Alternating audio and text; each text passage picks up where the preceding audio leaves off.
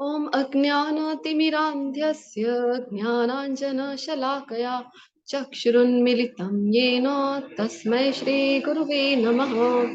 श्रीचैतन्य मनोभीष्टं स्थापितं येन भूतले स्वयं रूप कदामयं ददाति स्वपदान्तिकम्।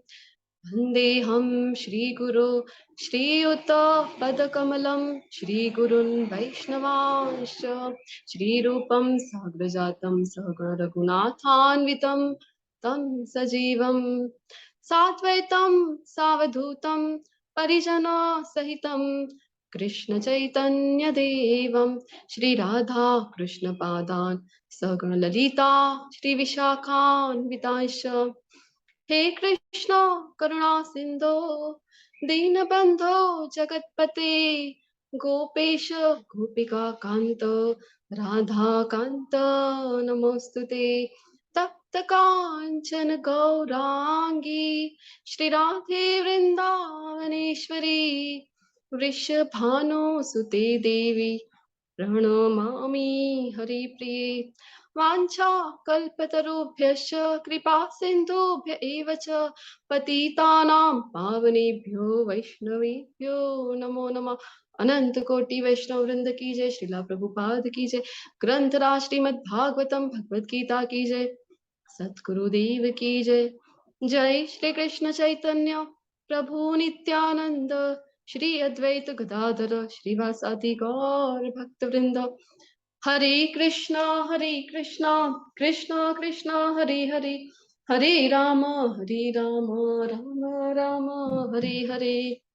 हरे कृष्णा एवरीवन। हरे हरे कृष्ण। कृष्णा। हरे कृष्णा। हरे कृष्ण। हरे कृष्ण माता। हरे हरे कृष्ण। कृष्ण। हरे कृष्णा। हरे कृष्ण। तो આજે ઇસ્કોન નંતુર મંગલુરુની તરફથી હરે કૃષ્ણ કવિતા માતાજી જે આપણું જ્ઞાન યજ્ઞ ચાલી રહ્યું છે એમાં આપ સર્વેનું અમે હાર્દિક સ્વાગત કરીએ છીએ। તો બે અધ્યાય આપણે શીખી ગયા છીએ। અધ્યાય 1 કુરુક્ષેત્રની રણભૂમિમાં અર્જુનનું સૈન્ય નિરીક્ષણ અથવા તો અર્જુન વિષાદ યોગ અને અધ્યાય બીજો હતો સાંખ્ય યોગ ગીતાનો સાર જેને પ્રભુપાદે નામ આપ્યું છે। અને હવે આજે આપણે જઈ રહ્યા છીએ અધ્યાય 3 જે છે કર્મયોગ। પ્રભુજી can you share screen? Okay તો અર્જુનના યુદ્ધ ન કરવાના 5 કારણો અધ્યાય 1 માં જોઈ ગયા છીએ। ક્યાં હતા? હરે કરુણા, કૃષ્ણ। આનંદ નથી, પાપ, કૌટુંબિક પરંપરા, અનિશ્ચિતતા। યસ બરાબર। અને કાલના અધ્યાયમાં આપણે જોયું કે ભગવાન દરેક જે કારણ આપે છે અર્જુનજી એના જવાબમાં ભગવાન પોઈન્ટ ટુ પોઈન્ટ બધા ઉત્તર આપે છે। તો પહેલું જે કારણ હતું કે કરુણા, તો કરુણા માટે ભગવાન શું કહે છે? હરે કૃષ્ણ।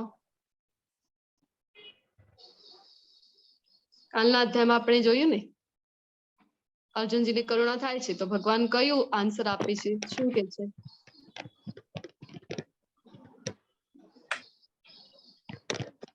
હરે કૃષ્ણ।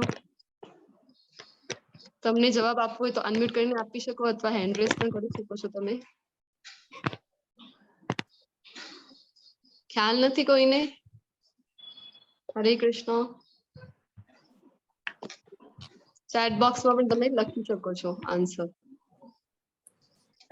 હું કોઈ કાળમાં નથી કે આ કાળમાં કોઈ રાજા નહીં હોય, એ જે શ્લોકમાં ગયું હતું 2.12 માં મે બી એનો જવાબ એ છે। હા તો એવું ક્યારેય નથી। ભગવાન એમ કહે છે ને કે હું નહોતો અથવા તો તું નહોતો અથવા આ બધા રાજાઓ નહોતા। તો શું કારણ છે પણ એનું? કેમ નહોતા? કેવી રીતે? આ શરીર તો અહીંયા નાશ થઈ જાય છે ને પછી કેવી રીતે? હરે કૃષ્ણ। પુનર્જન્મ। પુનર્જન્મ થાય છે અને જેમ શરીર વસ્ત્ર બદલે છે તેમ આત્માનું જ્ઞાન આપ્યું હતું ને કાલે આપણે જોયું ને ભગવાને આત્મા વિશે કહ્યું હતું કે આપણે આ શરીર નથી, આપણે આત્મા છીએ। તો શોક કરવાનું કોઈ કારણ નથી, કરુણા કરવાનું કોઈ કારણ નથી। અને બીજું જે હતું અર્જુનજીનું હતું કે કોઈ આનંદ નથી, તો એના આન્સરમાં ભગવાને શું કહ્યું હતું? હરે કૃષ્ણ।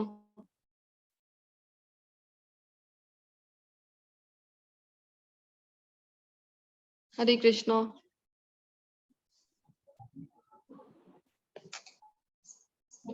હરે કૃષ્ણ માતાજી. હરે એવું કૃષ્ણ. કહ્યું હતું કે તું જો જીતીશ તો તને સ્વર્ગનું રાજ્ય મળશે અને મૃત્યુ પામીશ તું અહીંયા પણ જઈશ તો તને મૃત્યુલોકનું રાજ્ય મળશે ને જીતીશ હારીશ તો મરી જઈશ તો તને સ્વર્ગનું રાજ્ય મળશે. યસ, બરાબર. ભગવાન કહે છે ને કે તારા તો બંને હાથમાં લાડવા છે. ભગવાન એમ કહે છે અર્જુનજીને કે અગર તું જીતી જઈશ તો આ પૃથ્વીનું સામ્રાજ્ય તને મળશે, અને જો તું હારી જશે તો પછી સ્વર્ગ ઉચ્ચતર લોકમાં તારી ગતિ થશે, સ્વર્ગલોકની પ્રાપ્તિ થશે. પછી ત્રીજું કારણ કયું હતું?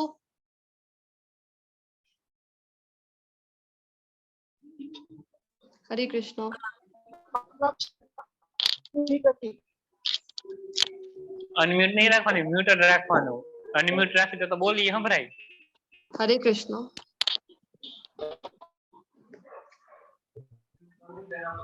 ત્રીજું કારણ હતું ને પાપનો ભય. એના માટે ભગવાને શું કીધું હતું?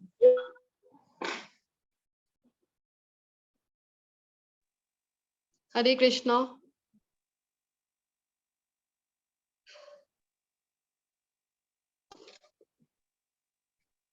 આપણે જોયું હતું ને ભાવાર્થમાં પ્રભુપાદજી શું કહે છે કે જે 6 પ્રકારના આતતાઈઓ છે તો એને શાસ્ત્રો અનુમતિ આપે છે કે એની હિંસા કરી શકીએ, અને હિંસા જરૂરી હોય છે. હિંસા વગર આપણે જોઈ શકીએ કે ક્યાંય પણ જે વ્યવસ્થા કહી શકીએ ને એ થઈ શકતી નથી પ્રોપરલી. હવે આપણી દેશ છે એની જો બાઉન્ડ્રી છે, એની જે હદ છે, એના ઉપર જો આપણે સૈનિકો ન મૂકીએ તો શું થાય? બીજી જ ક્ષણે કોઈ પણ દેશ આવીને ત્યાં હુમલો કરી શકે ને. તો જ્યાં જરૂરી છે ત્યાં હિંસા કરવાની છે, અને ભગવાન પોતે કહી રહ્યા છે એટલે અહીંયા હિંસા અવાજબી ન જણાય. ચોથું કારણ હતું કૌટુંબિક પરંપરાનો નાશ. એના જવાબમાં ભગવાન શું કહે છે અર્જુનજીને? હરે કૃષ્ણ.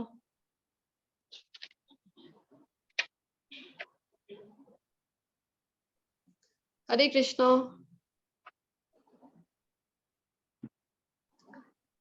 કોઈને નથી શેર કરવું? ભગવાનને યસ માતાજી બોલો. કૌટુંબિક અનુભૂતિ તો આપણને થાય જ છે, પણ તેમ છતાં પણ તેઓના દ્વારા આપણે સૌ એક સાથે રહી શકીએ છીએ. ઓકે, આપણે જોયું હતું ને કે ભગવાને કીધું હતું કે જો તું આ યુદ્ધ નહીં કરે, યુદ્ધથી ભાગી જઈશ. અર્જુનજી તો એટલા સુધી પણ કહે છે કે હું ભિક્ષા માંગવા તૈયાર છું પણ યુદ્ધ નહીં લડું. તો જો તું તારા કર્મથી, તું ક્ષત્રિય છે, તારું કર્તવ્ય છે, તારું ધર્મ છે કે યુદ્ધ લડવું, અને જો તું આનાથી ભાગી જઈશ તો ઉલટાનું તારા જે પણ શત્રુઓ છે એ તારું ઉપહાસ કરશે, અને તું કુટુંબમાં ઉલટાનું નેગેટિવ તારી જે છે કે નવી પરંપરા, એ પણ જે ખરાબ પરંપરા તારા કારણે શરૂ થશે. કોઈને પણ કઈ મુશ્કેલી આવશે ભવિષ્યમાં તો એ શું કરશે? ત્યાંથી ભાગી જશે. કે છે કે અર્જુનજી પણ તો ભાગી ગયા હતા ત્યાંથી. તો એટલે કે રોંગ એક્ઝામ્પલ સેટ થશે કે બધા એમ કહે છે કે અર્જુનજી પણ યુદ્ધ મેદાનથી ભાગી ગયા હતા, તો અમને પણ મુશ્કેલ આવી છે તો અમે પણ નથી લડવાના, હથિયાર મૂકી દઈએ અમે પણ. જેમ સ્ટુડન્ટનું એક એક્ઝામ્પલ લીધું હતું ને કાલે આપણે, કે સ્ટુડન્ટ છે એક્ઝામ માટે જાય છે, ત્યાં એને ડિફિકલ્ટ લાગે છે પેપર, તો ત્યાંથી આવી જાય અને કહી શકે ઘરે આવીને કે અર્જુનજીએ પણ હથિયાર મૂકી દીધા હતા, હવે હું પણ પેપર નહીં આપું, આવી રીતના. અને 5મું હતું અનિર્ણય, અનિશ્ચિતતા. તો એના આન્સરમાં ભગવાન કહે છે કે ભગવાન દ્વારા કહેવામાં આવે છે તો એ કર્મ કરવું જ જોઈએ. તો કૃષ્ણ ભાવનામૃત જે કર્મ છે, જે કૃષ્ણ ભગવાન માટે આપણે કરીએ છીએ એ આપણે કરવું જોઈએ. એના માટે અર્જુનને પ્રેરિત કરે છે. હવે પછી અર્જુનજીને પ્રશ્ન થાય છે કે કર્મ ઉપર કહે છે કે કર્મ તો કરવાના જ છે, ભગવાન એમ કહે છે. તો હવે કર્મ યોગની અહીંયા ત્રીજો જે અધ્યાય છે આપણું, એની અહીંયાથી શરૂઆત થાય છે. કારણ કે ફરીથી અર્જુનજીને પ્રશ્ન થાય છે કે હવે એ કર્મયોગ બેટર છે કે સંન્યાસ હું લઈ લઉં, અને તમે કહો છો સંન્યાસ નથી લેવાનું, એના કરતા કર્મ કરવાનું. તો આ બધા પ્રશ્નો અર્જુનજીને ઉદ્ભવે છે, અને એના આન્સરમાં આ ત્રીજો અધ્યાયની શરૂઆત થાય છે, જે છે કર્મયોગ. નેક્સ્ટ સ્લાઇડ પ્રભુજી.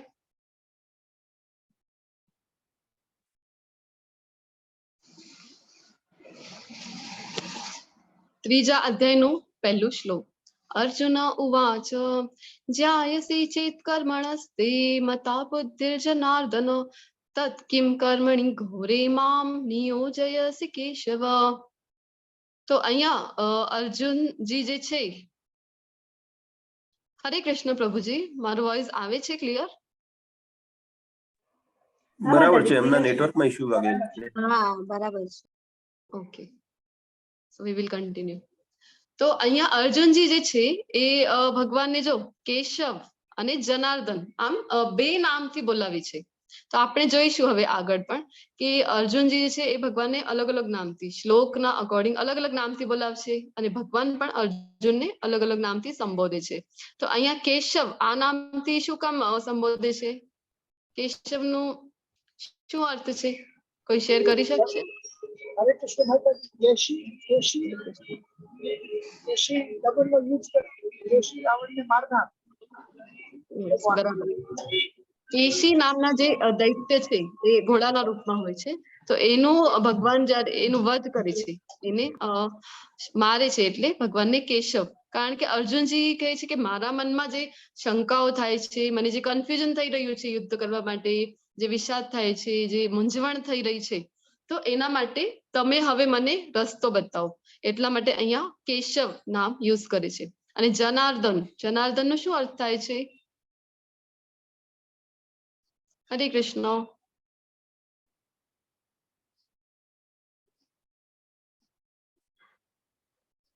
જનાર્દન કહીને પણ ભગવાનને બોલાવે છે અર્જુનજી અહીંયા. જનાર્દન શબ્દનું મીનિંગ શું છે? કોઈને ખ્યાલ છે? તો જનાર્દન જનનું આર્દન જે કરે છે એટલે કે પાલન. તો જનનું જે પાલન કરે છે, એટલે અહીંયા જનાર્દન શા માટે યુઝ કરે છે અર્જુનજી? કે એમનો મતલબ છે કે તમે તો કૃષ્ણ છો, તમે તો પાલન કરતા છો, અને તમે મને હિંસા માટે શું કામ પ્રેરી રહ્યા છો? એટલે જનાર્દન આ શબ્દ અહીંયા અર્જુનજી યુઝ કરે છે. અર્જુને કહ્યું, હે જનાર્દન, હે કેશવ, જો તમે બુદ્ધિને સકામ કર્મ કરતા શ્રેષ્ઠ માનતા હો, તો પછી તમે મને આ ઘોર યુદ્ધ કરવા માટે શા માટે પ્રેરી રહ્યા છો? તો અર્જુનજી તરત જ પ્રશ્ન પૂછે છે કે તમે કહો છો કે બુદ્ધિ જે છે એ સકામ કર્મ કરતા શ્રેષ્ઠ છે, તો પછી હું બુદ્ધિથી જ કામ ચલાવું ને, ભગવદ્ ગીતા લઈ લઉં, ભગવદ્ ગીતાનું વાંચન કરું, અને કર્મ કરવાની શી જરૂર છે? પછી આ કર્મ કરવું એટલે અર્જુનજી માટે કર્મ કરવું એટલે યુદ્ધ કરવું હતું. અને આપણે પણ વિચારી શકીએ કે આપણે પણ શા માટે કર્મ કરીએ? આપણે પણ આ ભગવદ્ ગીતા લઈને ચોપડી લઈને બેસી જઈએ ને, પછી શા માટે કર્મ કરવાનું છે? પણ હવે આપણે જોઈશું કે કર્મ વિશે ભગવાન શું કહે છે.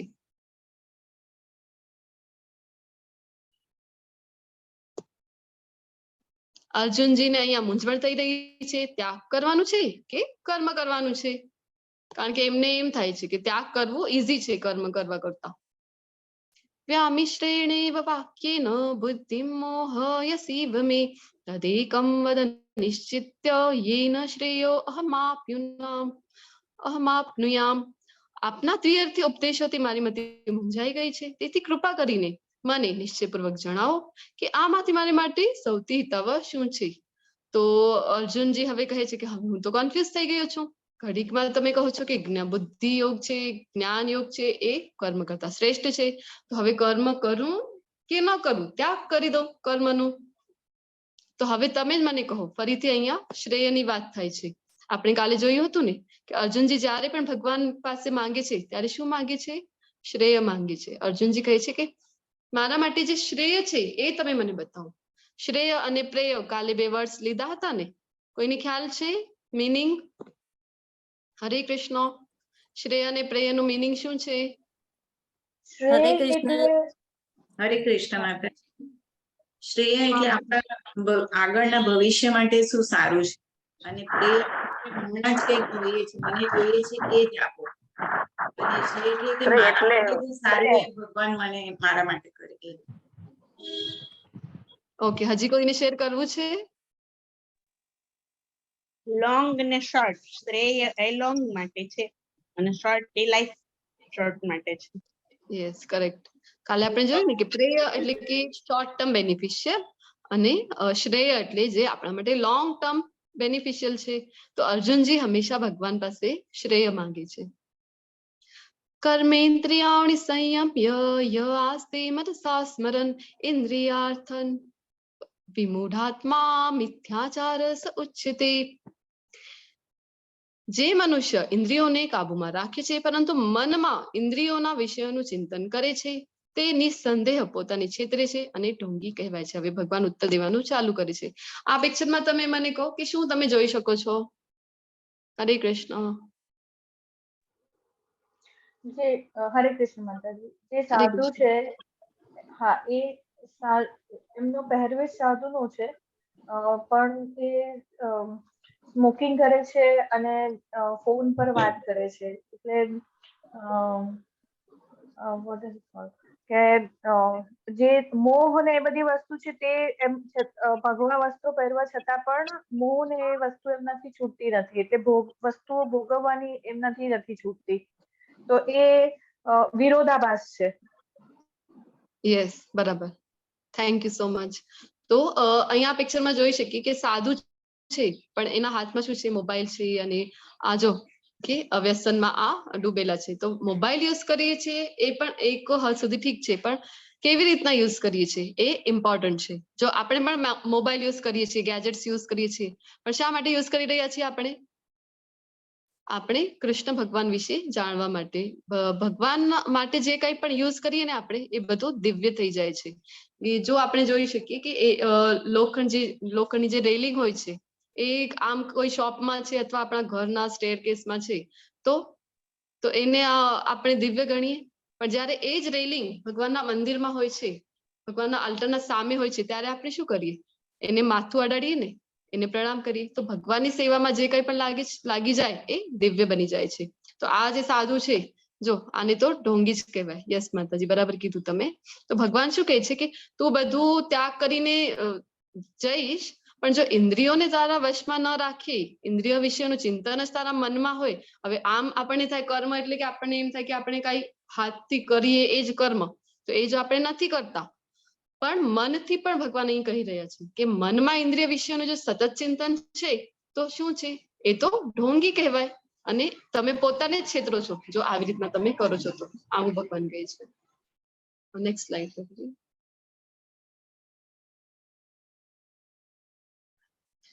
યસ્તે ઇન્દ્રિયાણી મનસા નિયમ્યારભતેર્જુન કર્મેન્દ્રિયે કર્મયોગમાં સક્ત સવિશિષ્યતે. પરંતુ જો કોઈ નિષ્ઠાવાન મનુષ્ય કર્મેન્દ્રિયોને મન દ્વારા નિયંત્રિત કરવાનો પ્રયત્ન કરે છે અને અનાસક્ત થઈને કર્મયોગ એટલે કે કૃષ્ણ ભાવનામય કર્મનો આરંભ કરે છે તો તે ઘણો ચડિયાતો છે. હવે ભગવાન કહે છે કે આમ કર્મનો જો આપણે આમ કહીએ કે કર્મેન્દ્રિય જે છે એને નિયંત્રણ કરવાનો આપણે પ્રયત્ન કરીએ તો શું થાય? એ આપણા માટે પોસિબલ નથી. ક્યારે ને ક્યારે આપણે એમાં આસક્તિ થઈ જાય છે. પણ એના કરતા શું છે કે આપણે જે કંઈ પણ કર્મ છે, આપણા નિયત કર્મ, એ આપણે કરતા રહેવાનું છે. અને જે કંઈ પણ કરીએ એ કૃષ્ણને અર્પણ કરવાનું. તો આ કર્મયોગ શ્રેષ્ઠ ગણાય. એ ઘણો ચડિયાતો છે એવું ભગવાન અહીંયા કહી રહ્યા છે. હવે કૃષ્ણ ભાવનામૃત યુક્ત કર્મ શું છે? જે કંઈ પણ આપણે કરીએ છીએ એના સેન્ટરમાં ભગવાન કૃષ્ણને આપણે લાવવાનું છે. હવે જો ગૃહિણીઓ છીએ આપણે અને આપણે રસોઈ બનાવીએ, તો જ્યારે રસોઈ બનાવીએ છીએ ત્યારથી આપણને વિચાર કરવાનો કે આ હું કૃષ્ણ માટે બનાવી રહી છું. એવી રીતના ભાવ મનમાં રાખીને જ્યારે આપણે રસોઈ બનાવીએ અને પછી ભગવાનને ભોગ ધરાવીએ અને એ પ્રસાદ રૂપે આપણે બધા ગ્રહણ કરીએ, તો આપણું જે પણ કામ છે આપણે કૃષ્ણ માટે કર્યું. તો એ આપણને કામ જે છે એ બાંધતું નથી. હવે આગળ આ અધ્યાયમાં જ આપણે જોઈશું કે કેવા કર્મના ટાઈપ્સ શું છે અને કયા કર્મ આપણને બાંધે છે. નેક્સ્ટ સ્લાઇડ પ્રભુજી. અને જો આપણે ઘરની સફાઈ કરતા હોઈએ છીએ તો આપણને શું વિચારવાનું કે આ ઘરના માલિક જે છે એ કૃષ્ણ છે, કૃષ્ણનું ઘર છે, અને એ કેવી રીતે ગંદુ રહી શકે? તો આવો વિચાર કરીને ઘરની સફાઈ કરવાની. અને જે પુરુષો છે, જે પ્રભુજીઓ છે, એમણે શું કરવાનું કે જે કાંઈ પણ એ કામ કરી રહ્યા છે તો એમને વિચારવાનું કે આ ભૌતિક જગતમાં આપણે છીએ અને આપણી ફેમિલી છે, વાઈફ છે, આપણા છોકરાઓ છે, તો એ આપણી રિસ્પોન્સિબિલિટી છે. તો એમના માટે આપણે કામ તો કરી રહ્યા છે, પણ આપણી જે ઇન્કમ છે એનું એક હિસ્સો ભગવાન માટે રાખવાનું છે અને એક હિસ્સો આપણા ફ્યુચર પ્લાનિંગ માટે, કે જેનાથી આપણે આગળ જઈને વાનપ્રસ્થાશ્રમનો જે ટાઈમિંગ આવે છે ત્યારે આપણે ભગવાનની ભક્તિ માટે વધારે ને વધારે સમય ઇન્વેસ્ટ કરી શકીએ. અને પછી આપણા માટે જે પણ આપણે કામ કરી રહ્યા છીએ એ તો જરૂરી છે, એનાથી તો નથી ભાગી જવાનું. ભગવાન પોતે જ કહી રહ્યા છે કર્મનો ત્યાગ કરવાનું નથી. પણ જે પણ આપણે કરી રહ્યા છીએ એમાંથી આપણે થોડુંક ટાઈમ કાઢવું છે અને ભગવાનની સેવા માટે, ભક્તિમય જે સેવા છે એના માટે લગાડવાનું છે. તમે એક આત્મા છો તે જાણીને તમારી ફરજ કરો. હવે અહીંયા અર્જુનજી જે છે એ ક્ષત્રિય છે અને ભગવાન કહે છે કે આત્મા જાણીને પોતાની ફરજ કરવાનું છે. આ કમળપત્ર છે. કમળપત્ર આપણને બધાને ખ્યાલ છે કે કમળ પાણીમાં ઉગે છે. એના જે પત્ર હોય છે એને જળ જે છે એ સ્પર્શ જળ એના ઉપર નથી રહી શકતું. એને સ્પર્શ પાણીમાં હોવા છતાં એ અસ્પૃશ્ય રહે છે. જળ એના ઉપર નથી રોકાઈ શકતું. તો એવી રીતના આપણે પણ આપણી જે આત્મા છે આ ભૌતિક શરીરમાં છે, પણ આપણે આ કર્મોના બંધનમાં કેવી રીતે આપણે ન જકડાઈએ અને કેવી રીતે આપણે મુક્ત રહી શકીએ એ આપણને જોવાનું છે. નેક્સ્ટ સ્લાઇડ પ્રભુજી. હેન્ડ રેઝ છે માતાજી કોઈ? યસ પ્રભુજી. જય પ્રભુજી. Hare Krishna. Hare Krishna, sorry by mistake. Okay okay. નિયતમ કુરુ કર્મ ત્વમ કર્મ જાયો ય કર્મણઃ શરીર યાત્રા પીચ તે ન પ્રસિદ્ધ્યેદ કર્મણ. તું તારું નિયત કર્તવ્ય કર્મ કર, કારણ કે કર્મ નહીં કરવા કરતા કર્મ કરવું વધુ સારું છે. કામ કર્યા વિના મનુષ્ય પોતાનું દેહનો નિર્વાહ પણ કરી શકતો નથી. હવે ભગવાન કહે છે કે કામ જો આપણે ન કરીએ તો આપણું જે શરીર છે એનો નિર્વાહ પણ ન કરી શકીએ. હવે જો આપણે અર્જુનજીના જેમ વિચારીએ અને વનમાં જો જવાનું આપણે વિચાર કરી કે વનમાં આપણે ચાલ્યા જઈએ બધું કર્મ છોડીને, તો વનમાં પણ જો ગયા હોઈએ તો અર્જુનજીને ભગવાન કહે છે કે ત્યાં જઈશ તો પણ તને શરીર નિર્વાહ માટે કાંઈક તો કરવું પડશે ને. ત્યાં ભિક્ષા માંગીશ તું તો એ પણ તો કર્મ જ છે ને, કે કાંઈ કરવું પડશે તને. જેમ સિંહ છે, સિંહને પણ પેટ ભરવા માટે કર્મ તો કરવું જ પડે છે ને. તો કર્મ નિયત કર્મ જે છે એ કર્યા વગર આપણે રહી શકતા નથી. ભગવાન એ અર્જુનને બતાવી રહ્યા છે. હવે અહીંયા એક ફોટો છે. આ સેન્ટરમાં જે છે ને એ છે ભક્તિ વિનોદ ઠાકુર. તો એમની ઘટના આ જે ભગવાનનું સ્ટેટમેન્ટ છે એની સાથે મેચ કરે છે, એટલે આપણે અહીંયા આ ઘટના શોર્ટમાં લઈએ છીએ કે ભક્તિ વિનોદ ઠાકુર જે છે એ આપણી જે આચાર્ય પરંપરા છે તો એમાંના આચાર્ય છે.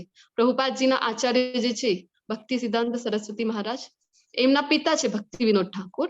અને જે પ્રભુપાદના ગુરુ છે ભક્તિ સિદ્ધાંત સરસ્વતી મહારાજ, એમના ગુરુ જે છે ગૌર કિશોર બાબા, એમના પણ ગુરુ છે ભક્તિ વિનોદ ઠાકુર. તો ભક્તિ વિનોદ ઠાકુરનો થોડાક દિવસ પહેલા જ તિરોભાવ દિવસ આવ્યું હતું. તો એમના વિશે શોર્ટમાં એક ઘટના લઈએ કે એ જે સમયની ઘટના છે ત્યારે કેવું હતું કે અંગ્રેજોનો જમાનો હતો આપણી ત્યાં ભારતમાં. તો એ સમય કેવો હતું કે બેરિસ્ટર બનવા માટે પણ બધા વિદેશ જતા, વિદેશ જઈને બેરિસ્ટરની સ્ટડી કરીને આવે, એટલે કે વકીલ બનીને ફોરેન થી આવે એવી રીતના. તો એ જમાનામાં ભક્તિ વિનોદ ઠાકુર કે જે ભક્ત, કેટલા મોટા ભક્ત છે આપણે જોઈ શકીએ, કારણ કે આપણી આચાર્યની પરંપરામાં આવે છે. જો પ્રભુપાદજીના ગુરુ છે, જે એમના ગુરુના ગુરુ છે, તો આપણી આચાર્યની પરંપરામાં આવે છે એટલે કેટલા મોટા આ ભક્ત છે. પણ એ ઓલા સમયમાં કયું કામ કરતા હતા કે એ મેજિસ્ટ્રેટ હતા, એટલે કે જજની પોસ્ટ ઉપર હતા એ સમય, અંગ્રેજોના સમય. તો પછી એમને શું થયું કે એ કામ કરતા હતા, પછી થોડાક સમય પછી એમને એવું થયું કે ભક્તિ માટે એમને હતું કે હું વધારે ને વધારે સમય મારું ઇન્વેસ્ટ કરું, વધારે સમય આપું. તો ચૈતન્ય મહાપ્રભુનું જ્યાં જન્મ સ્થળ છે માયાપુર, જે વેસ્ટ બેંગોલમાં આવે છે, તો ત્યાં એમની ઈચ્છા હતી કે ત્યાં જઈને રહેવાનું અને ત્યાં હવે આગળની જે મારી rest of the life I should invest for more and more ભક્તિમય સેવા.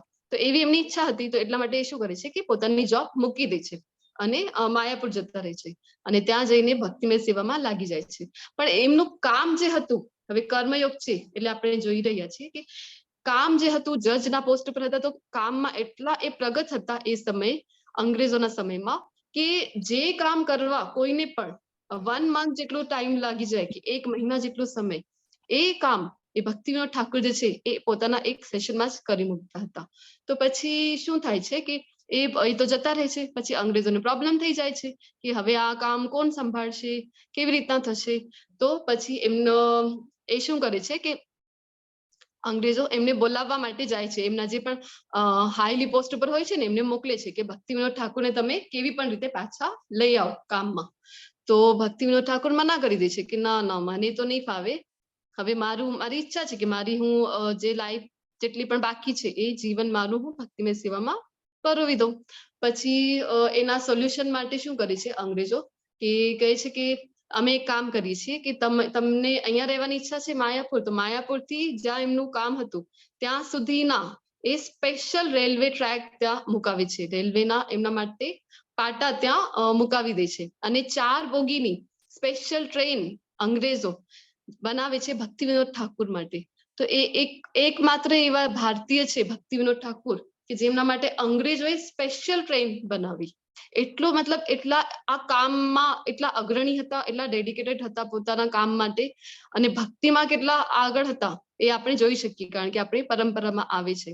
તો આ ઉદાહરણ શા માટે લઈ રહ્યા છીએ અહીંયા? કારણ કે ભગવાન શું કહી રહ્યા છે કે કર્મનું ત્યાગ કરવા કરતા શું કરવું જોઈએ આપણને કે કર્મ વગર તો આપણે આપણા દેહનું પણ નિર્વાહ નથી કરી શકતા. તો કર્મનો ત્યાગ તો કરવાનું જ નથી, નિયત જે આપણું કર્મ છે એ તો આપણે કરવાનું જ છે. તો એની સાથે આ જે એક્ઝામ્પલ છે એ એકદમ ફિટ બેસે છે. તો આપણને ભક્તિ વિનોદ ઠાકુર પાસેથી ઘણું બધું શીખવાનું છે, આપણે એમની પાસેથી શીખવું જોઈએ. હમણાં સ્ટાર્ટિંગમાં જે મેં ભજન ગાયું હતું ને, જય રાધા માધવ કુંજ બિહારી, એ પણ એમના દ્વારા રચિત છે, ભક્તિ વિનોદ ઠાકુર દ્વારા. તો એટલા મહાન એ ભગવાનના ભક્ત હતા. આપણને એમની પાસેથી ઘણું બધું શીખવાની જરૂર છે. હરે કૃષ્ણ જિગ્નેશ પ્રભુજી, મારું વોઇસ આવે છે? ક્લિયર છે, બરાબર છે. ને બનતા સુધી તમે ઓડિયો જોઈન નહીં કરી હોય, હું એમને પર્સનલમાં મને સ્ક્રીનશોટ મોકલો, હું જોઈ લઉં. બાકી તમે કન્ટિન્યુ કરો માતાજી, અવાજ આવે છે. Yes, thank you. Next slide પ્રભુજી. તો આવા છે આપણા ભક્તિ વિનોદ ઠાકોર. એમની પાસેથી આપણને ઘણું બધું શીખવાનું છે કે કર્મની સાથે સાથે ભક્તિમાં પણ કેવી રીતે આપણે ભગવાનની ભક્તિમય સેવા કરી શકીએ. હવે ટાઈપ્સ ઓફ કર્મ. તો કર્મના જે પ્રકાર છે એ આપણે જોવા જઈ રહ્યા છીએ. તો 4 પ્રકારના કર્મ છે. પહેલો નંબર છે વિકર્મ. વિકર્મ જે છે એ શું છે? તો ભગવાનના નિયમોનો ભંગ. તો શાસ્ત્રના વિરુદ્ધ જે કંઈ પણ કર્મ કરીએ, જે કર્મ કરવા માટે ભગવાન એ ના પાડી છે, ભગવાનના નિયમોના અગેન્સ્ટ છે, એવા કર્મ જો કરીએ તો એ બધું આવી જાય છે વિકર્મ. એટલે કે કર્મ કરીએ છે, કર્મ બંધનમાં પડીએ છે, ભગવાન આપણે બંધનમાં પડી જાય છે. યસ કર્મ તો માતા, ના પણ એમ કે એ જ બધું ડિટેલમાં જોવા જઈ રહ્યા છીએ આ લેસનમાં. Yes, thank you. તો વિકર્મ જે છે એ શાસ્ત્ર વિરુદ્ધ, ભગવાનના નિયમોના વિરુદ્ધ છે. કર્મ છે એ છે વિકર્મ. અને બીજા નંબર ઉપર છે કર્મ. તો કર્મ કયા છે? ભૌતિક પ્લેટફોર્મ પર સારું કામ, જે સારી પ્રતિક્રિયા આપે છે, એ બધું છે કર્મ. કર્મ એટલે કે સારા કામ કરવા, કોઈના માટે સારું કરવું અથવા સારા કામ કરવા, કોઈને નુકસાન ના પહોંચાડવાનું, આ બધું આવી જાય છે કર્મમાં. હવે નિષ્કામ કર્મ. નિષ્કામ કર્મ ક્યાં છે? તો નિસ્વાર્થ કે ઈચ્છાહીન ક્રિયા, કે કોઈ પણ સ્વાર્થ વગર કામ કરીએ ને, એ આવી ગયું નિષ્કામ કર્મ. ક્રિયાના ફળ સાથે જોડાયેલા નથી. એટલે કે ફળ, હું કાંઈ પણ કરી રહી છું કામ, તો એના બદલામાં મને આ ફળ મળશે, એ ફળ મળશે, એવી મને કોઈ આસક્તિ નથી, એવું જો હું કર્મ કરું છું તો એ આવી જાય નિષ્કામ કર્મ. અને ચોથા નંબર ઉપર છે અકર્મ. તો અકર્મ શું છે? ભક્તિ પ્રવૃત્તિ જેના માટે કોઈ પ્રતિક્રિયા નથી, બલિદાન. તો અકર્મ એટલે કે કૃષ્ણ ભગવાને જે કહ્યું છે, ભગવાન માટે જે કંઈ પણ કરી રહ્યા છીએ આપણે, ભગવાનની ભક્તિમય સેવા, એ બધું આવી જાય અકર્મમાં. તો અકર્મ આપણને ક્યારેય બાંધતું નથી. બાકીના જે 3 કર્મો છે એ વિકર્મ હોય કે કર્મ એટલે આપણને તો એમ થાય કે સારા કર્મ છે, તો સારા કર્મો કરવાથી શું નુકસાન થઈ શકે છે? તો આપણે એ જોઈશું કે સારા કર્મ જે છે ને એ પણ આપણને બાંધે છે. એના લીધે પણ આપણે ફરીથી એ જે જન્મ મૃત્યુની જે સાયકલ છે એમાં ફરીથી આપણે પડી જઈએ છીએ. તો અને જે વિકર્મ છે, ધર્મ વિરુદ્ધ કર્મ કરીએ તો એની ગતિ શું થાય, એ બધું આપણા જે આગળના અધ્યાય આવવાના છે ને એમાં ડિટેલમાં આપણે જોવાના છીએ. નેક્સ્ટ સ્લાઇડ પ્રભુજી. તો કર્મનો કાયદો. હવે કર્મનો કાયદો શું છે? How you are treated, how you react. તો જે કર્મના કાયદાથી કોઈ પણ બચી શકતું નથી. કર્મનો જે કાયદો છે એ બધા ઉપર લાગુ પડે છે. જો સારા લોકો સાથે ખરાબ વસ્તુ કેમ થાય છે, આવો પ્રશ્ન આપણને થઈ શકે ને, કે કે આપણને એમ થાય કે હા કર્મનો જે સિદ્ધાંત છે તો આપણે સારો કરીએ તો સારું થાય, ખરાબ કરીએ તો ખરાબ થાય. પણ આપણે જોઈ શકીએ આપણે આજુબાજુમાં એવા ઘણા લોકો છે તો એમને જોઈને આપણને આવો સવાલ થઈ શકે કે કેટલા ખરાબ કર્મો કરે છે તો પણ એની સાથે સારું કેવી રીતના થઈ શકે છે. હું તો કોઈનું ખરાબ ના કરું તો મારી સાથે ખરાબ કેમ થાય છે? આવા પ્રશ્ન આપણને જનરલી થયા કરે છે ને. તો એના માટે પ્રભુપાદ એક્ઝામ્પલ આપે છે બાંબુ રૂટ નું. જે બાંબુના રૂટ હોય છે ને, બાંબુનું જે ટ્રી હોય છે એ જયારે લગાવીએ ને ત્યારે શું થાય, જયારે આપણે એને લગાવીએ વાવીએ ને તો એની પાછળ 6 મહિના સુધી એની કાંઈ જ પ્રોગ્રેસ નથી થતી. તો આપણને એમ થાય કે એની સાથે જો બીજા કોઈ પણ પ્લાન્ટ આપણે પ્લાન્ટેશન કર્યું હોય તો આપણને એમ થાય કે એ કેવી રીતે ગ્રો કરે છે ફટાફટ. અને આ 6 મહિના થઈ ગયા પણ બાંબુ જે ટ્રી છે એમાં કાંઈ જ ગ્રોથ નથી દેખાતી. તો શું કામ નથી દેખાતી? કારણ કે એના જે રૂટ્સ હોય છે ને એ નીચે મજબૂત થતા હોય છે. અને પછી આપણે જોઈ શકીએ કે એકદમ ફટાફટ જયારે ગ્રો કરવાનું સ્ટાર્ટ કરે ત્યારે એકદમ ફટાફટ 10 ફીટ 20 ફીટ કેટલો ઊંચો હોય છે બાંબુનો જે ટ્રી છે, તો એટલો ઊંચો ફટાકથી થઈ જાય છે. તો સેમ વે આપણા જે કર્મો છે, તો કર્મો કોઈની સાથે જો ખરાબ કરે છે એની સાથે સારું કેમ થાય છે? કારણ કે એના પૂર્વજન્મના, એક જન્મનું નથી ને. બીજા અધ્યાયમાં જ ભગવાને કીધું હતું ને પુનર્જન્મનું, જે આપણને બતાવ્યું હતું કે એક જન્મ નથી, આત્મા તો ઘડી ઘડી શરીર ચેન્જ કર્યા કરે છે. તો પૂર્વજન્મનું એનું ભાથું હોય પુણ્યનું, તો જેટલું એનું પુણ્ય કરેલું હોય, સારા કર્મો કરેલા હોય, એના લીધે આ જન્મમાં ભલે ને આ જન્મમાં આ ખરાબ કર્મ કરતું હોય પણ પૂર્વજન્મનું એનું બાકી હતું ભોગવવાનું સારું, એ આ જન્મમાં આપણને જોવા મળે કે સારું કેવી રીતે થાય છે. પણ એનું પણ એક ટાઈમ છે ને, ટાઈમ પિરિયડ તો છે અને કર્મનો સિદ્ધાંત તો લાગુ પડે જ છે. એકવાર એનું જે બધું પુણ્ય કર્મ ખતમ થઈ ગયું તો પછી એનું પતન થવાનું ફટાફટ. બાંબુ ટ્રીનું જેવી રીતના જોયું ને એવી રીતના એનું પણ અધપતન થાય છે. તો પાપી પ્રતિક્રિયાઓના તબક્કાઓ. તો પાપી પ્રતિક્રિયાઓ એવી જ હોય છે, આપણને એમ થાય છે કે આ પાપ કરે છે તો પણ એને ભોગવવું જ પડે. આ જન્મમાં નહીં તો નેક્સ્ટ જન્મમાં પણ ક્યારે ને ક્યારે તો એ ભોગવવું જ પડે છે. કર્મની જે આંટીકુટીઓ છે એને સમજવી મુશ્કેલ હોય છે. યજ્ઞાર્થાત કર્મણોન્યત્ર લોકોયમ કર્મ બંધનઃ તદર્થમ કર્મ કૌંતેય મુક્ત સંગ સમાચર. વિષ્ણુ પ્રીત્યર્થે યજ્ઞ તરીકે કર્મ કરવું જોઈએ, અન્યથા આ ભૌતિક જગતમાં કર્મના બંધન ઉત્પન્ન થાય છે. માટે હે કૌંતેય, તું તેમની એટલે કે વિષ્ણુની પ્રસન્નતા અર્થે નિયમ કર્મ કર. એ રીતે તું સદા અનાસક્ત અને બંધનમાંથી મુક્ત રહીશ. હવે ભગવાન અહીંયા કહે છે કે વિષ્ણુની પ્રીત્યર્થે, વિષ્ણુ પણ કૃષ્ણના જ પુરુષ અવતાર છે, કૃષ્ણમાંથી જ વિષ્ણુ આવે છે. એ બધું આપણે આગળ જોવાના છીએ. તો ભગવાન કહે છે કે વિષ્ણુ પ્રીત્યાર્થી જે કંઈ પણ તું કર્મ કરશે ને એનાથી તું અનાસક્ત રહેશે અને એ તને બંધનમાં ક્યારે પણ નહીં બાંધે. તો આ ભૌતિક જગતમાં તો જ તું કર્મના બંધનમાં નહીં પડે અને તો જ તું આ કર્મ બંધનથી છૂટી જશે અને તને જે તારું ગોલ છે એ તું પ્રાપ્ત કરી શકશે, એટલે કે ભગવત પ્રાપ્તિ. હવે કળિયુગમાં યજ્ઞ બલિદાન કેવી રીતે કરવો? તો યજ્ઞ એટલે કે આપણને એક જ યજ્ઞ ખબર હોય છે જનરલી કે આમ હવન કુંડ બનેલું હોય છે, એમાં સ્વાહા તરીકે જે કરવામાં આવે છે આપણને થાય એ જ યજ્ઞ છે. પણ એવું નથી. યજ્ઞ એટલે કે ભગવાન માટે જે કંઈ પણ કરીએ છીએ એ યજ્ઞ જ છે. તો યજ્ઞ સતયુગ જે હતું, સતયુગમાં આયુષ્ય કેટલું હતું મનુષ્યનું? તો 1 લાખ સુધીનું આયુષ્ય હતું. આપણે જોઈ શકીએ કે કેટલા વર્ષ સુધી તપસ્યા કરતા હતા લોકો. કર્દમ ઋષિની ઘટના આવે છે ભાગવતમમાં. તો હજારો વર્ષ સુધી તપસ્યા કરે છે. પછી એમને એ માંગણી કરે છે ભગવાન પાસે કે તમે જ મારા પુત્ર તરીકે આવો. તો કપિલ મુનિના રૂપે એમના ઘરે ભગવાનનો જ એક અંશ અવતાર લે છે. તો એ કર્દમ મુનિની ઘટનામાં આપણે જોઈ શકીએ કે કેટલા હજારો વર્ષ સુધી પ્રહલાદ મહારાજનું જોઈ શકીએ આપણે કે ધ્રુવ મહારાજને ભગવાને 36,000 વર્ષ સુધી રાજ્ય કરવાનું આપ્યું હતું ને વરદાન, કે 36,000 વર્ષ સુધી રાજ્ય કરી શકશે. અને એ પણ નહીં કે ઘરડા થઈ જશે, એ યંગ એજમાં જ, એટલે કે એમની બધી જ ઇન્દ્રિયો સક્ષમ હતી એવી જ રીતે એ 36,000 વર્ષ સુધી રાજ્ય કરે છે ધ્રુવ મહારાજ. તો સતયુગમાં કારણ કે આયુષ્ય ખૂબ હતું તો પોસિબલ હતું કે તપસ્યા કરવાનું. વનમાં જતા હતા, આમ તપસ્યા કરતા હતા, એ ત્યારનું યજ્ઞ હતું. પછી આવ્યું ત્રેતાયુગ. ત્રેતાયુગમાં શું હતું?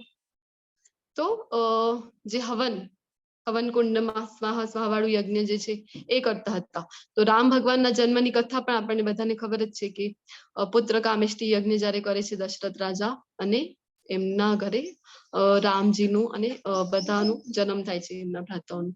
તો એવી રીતના ત્યારે શું હતું ત્રેતા યુગમાં કે હવન દ્વારા જે છે ભગવત પ્રાપ્તિ થઈ જતી હતી. એના પછી આવ્યું દ્વાપર યુગ. દ્વાપર યુગમાં શું હતું? સતયુગમાં આપણે જોયું કે 1 લાખ વર્ષ જેટલું મનુષ્યનું જીવન હતું. પછી ત્રેતા યુગમાં શું થયું? 10,000 જેટલું રહ્યું. એના પછી પાછળ આવ્યું દ્વાપર યુગ. તો દ્વાપર યુગમાં 1000 વર્ષ જેટલું આયુષ્ય રહે છે મનુષ્યનું. અને એની પાછળ જયારે કલયુગ આવે છે ત્યારે 100 વર્ષ જ માત્ર આયુષ્ય રહે છે. તો દ્વાપર યુગમાં શું હતું કે વિગ્રહ જે મંદિરો હતા ને એ મોટા મોટા હતા અને માણસોના ઘર જે હતા ને એ નાના નાના હતા. તો ઘર નાના હતા અને મંદિરો મોટા મોટા હતા. તો લોકો શું કરે કે ત્યાં ઘરનું બધું કામ પતી જાય તો મંદિરોમાં જઈને બેસે ને ત્યાં ભગવાનની વિગ્રહ પૂજા કરે, ભગવાનની વિગ્રહ અર્ચના પૂજા કરે. હવે અહીં હમણાં આપણે જોઈ શકીએ કે કલયુગમાં પણ મંદિરો તો છે પણ આપણે ત્યાં રોજ જઈ શકીએ છીએ કે રોજ ત્યાં જઈને આપણે મંગલા આરતી અટેન્ડ કરીએ અથવા મંદિરમાં જઈને આપણે રોજ ભગવાનની સેવા કરી શકીએ, અર્ચા વિગ્રહની સેવા કરી શકીએ એવું આપણને થાય છે આપણા માટે પોસિબલ નથી થઈ શકતું. પણ દ્વાપર યુગમાં લોકો એવો કરતા હતા. તો કલયુગ માટે આપણા માટે કયું ઉત્તમ યજ્ઞ છે? હરે કૃષ્ણ. કયું યજ્ઞ કીધેલું છે? યસ, મહામંત્રનો જપ. કારણ કે આગળ આપણે જોઈશું કે ભગવાન કહેવાના છે યજ્ઞાનામ જપ યજ્ઞોસ્મિ. યજ્ઞોમાં હું શું છું? જપ યજ્ઞ છું. તો આપણને શું કરવું જોઈએ? ભગવાનના પાવન નામનું આપણે જપ કરવું જોઈએ. હરે કૃષ્ણ કૃષ્ણ કૃષ્ણ હરે હરે, હરે રામ રામ રામ હરે હરે. તો આ મહામંત્રનો જપ કરીને જ આપણને ભગવત પ્રાપ્તિ થઈ શકશે. તો આ જયારે આપણે માળા કરીએ છીએ ને ત્યારે એની પહેલા આપણે જનરલી પંચતત્વ મહામંત્ર બોલીએ છીએ. તો એ છે આપ તમારી સ્ક્રીન ઉપર જોઈ શકો છો અને ગ્રુપમાં પણ તમને મળી જશે. જય શ્રી કૃષ્ણ ચૈતન્ય પ્રભુ નિત્યાનંદ શ્રી અદ્વૈત ગદાધર શ્રીવાસાદિ ગૌર ભક્ત વૃંદ.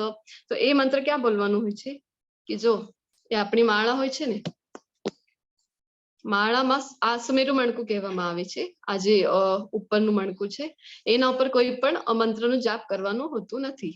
તો સુમેરુ મણકો અને પહેલા મણકાના વચમાં જે ગેપ છે ત્યાં આપણે આ પંચતત્વ મંત્ર બોલીને પછી નામ જપ માળા જપ કરવાની સ્ટાર્ટ કરવી જોઈએ. તો આ પંચતત્વ મંત્ર શું છે કે જો વચમાં તમે જોઈ શકો છો ને એ છે ચૈતન્ય મહાપ્રભુ. તો ચૈતન્ય મહાપ્રભુ કલયુગમાં ભગવાન કૃષ્ણના સાક્ષાત અવતાર છે. ઘણા બધા શાસ્ત્રોમાં એનું રેફરન્સ આપણને મળે છે. આગળના ક્લાસમાં આપણે જોઈશું કે ચૈતન્ય મહાપ્રભુ જે છે ને એ નિયર અબાઉટ 550 વર્ષ પહેલા જ આવી ગયા છે, કલયુગમાં આવ્યા છે અને એ આપણને આ મંત્ર દઈ ગયા છે જે હરે કૃષ્ણ મહામંત્ર આપણે બોલીએ છીએ એ. કારણ કે ચૈતન્ય મહાપ્રભુને ખબર હતી કે આ કલયુગના માણસો છે, આ કઈ વહેલા ઉઠવાના નથી, આ કઈ મંગલા આરતી કરવાના નથી, મંગલા આરતી માટે નાઈ ધોઈને તૈયાર થઈને પછી માળા જપ કરવા માટે બેસે એવું ખબર હતી કે પતિ જીવો છીએ આપણે બધા કલયુગના. તો આપણી માટે સૌથી સરળ રસ્તો ચૈતન્ય મહાપ્રભુએ બતાવ્યું છે કે કેવલ નામ જપથી, કેવલ એક મંત્ર જપથી આપણે કેવી રીતે આપણા ગોલને ભગવત પ્રાપ્તિ કરી શકીએ, ભગવાનના ધામમાં એન્ટ્રી મેળવી શકીએ. પ્રીવિયસ સ્લાઇડ પ્રભુજી. પંચતત્વ મંત્ર. તો વચમાં જે છે એ છે ચૈતન્ય મહાપ્રભુ. તો આપણે જે મંગલાચરણ કરીએ છીએ ને એમને સૌથી પહેલા ગુરુ નો જે મંત્ર આવે છે, ગુરુને એમાં પ્રણામ કરીએ છીએ. એના પછી આવે છે ષડ ગોસ્વામીઓનો મંત્ર. તમને એમ થશે કે આ મંગલાચરણ શું બોલી રહ્યા છે રોજ. એમની પાછળ ષડ ગોસ્વામી જે છે એટલે કે હમણાંનું જે આપણું વૃંદાવન છે એ જેના દર્શન આપણે કરી શકીએ છીએ એ ષડ ગોસ્વામીઓના કારણે કરી શકીએ છીએ. એ રાધા રાણીના ગોલોક ધામમાં રાધા રાણીની જે સખીઓ છે ને એ જ અહીંયા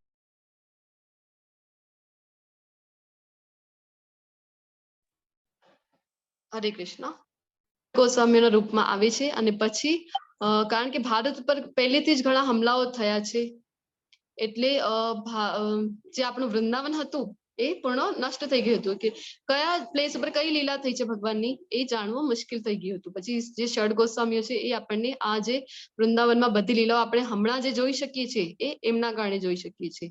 તો ષડ ગોસ્વામીઓને આપણે પ્રણામ કરીએ છીએ અને એના પછી જે આ 5 જણ છે, જો ચૈતન્ય મહાપ્રભુ અને પછી નિત્યાનંદ પ્રભુ જે બ્લુ ધોતીમાં છે ને, બ્લુ વસ્ત્રોમાં જોઈ શકીએ છીએ, એ છે બલરામના અવતાર છે. જ્યારે ભગવાન અહીંયા જન્મ લે છે ને ત્યારે એમની સાથે પૂર્ણ એમનું રસાળો પણ આવે છે. તો એ છે કે નિત્યાનંદ પ્રભુ. તો જે બ્લુ વસ્ત્રમાં છે, એમની બાજુમાં જે દાઢીમાં આપણે જોઈ શકીએ છીએ એ છે અદ્વૈત આચાર્ય, એટલે કે મહાવિષ્ણુ અને સદાશિવનું કોમ્બિનેશન છે આ અદ્વૈત આચાર્ય. અને ચૈતન્ય મહાપ્રભુની રાઈટ સાઈડમાં આપણે જોઈ શકીએ તો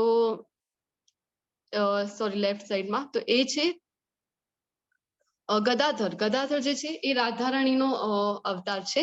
અને શ્રીવાસ, તો શ્રીવાસ જે છે લાસ્ટમાં એ છે નારદજીનો અવતાર. તો ભગવાન જ્યારે પણ જન્મ લે ને તો એમની સાથે એમનો પૂરો રસાલો આવે છે.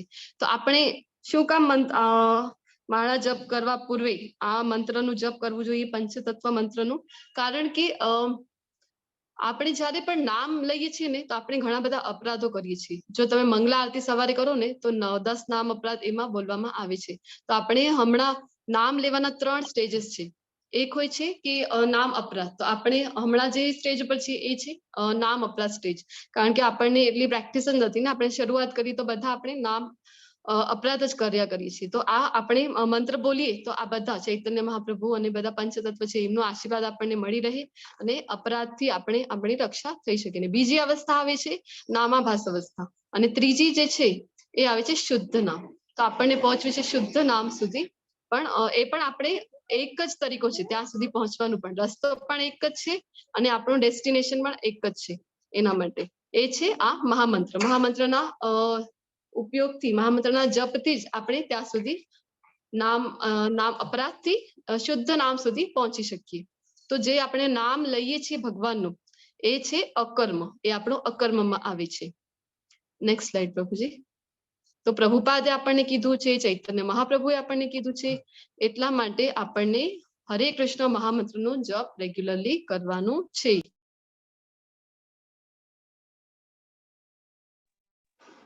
હરે કૃષ્ણ. તો એટલા માટે આપણે લેવલ 1 માં જયારે તમે આવો છો ત્યારે અમે તમને રિક્વેસ્ટ કરીએ છીએ કે એટલીસ્ટ એક માળાથી તમે શરૂ કરો. એક માળા તમે ટ્રાય કરવાની જ, કે હરે કૃષ્ણ મહામંત્રની તમે કરી શકો. હરે કૃષ્ણ પ્રભુજી. Slide is not visible to me. Hare Krishna માતાજી.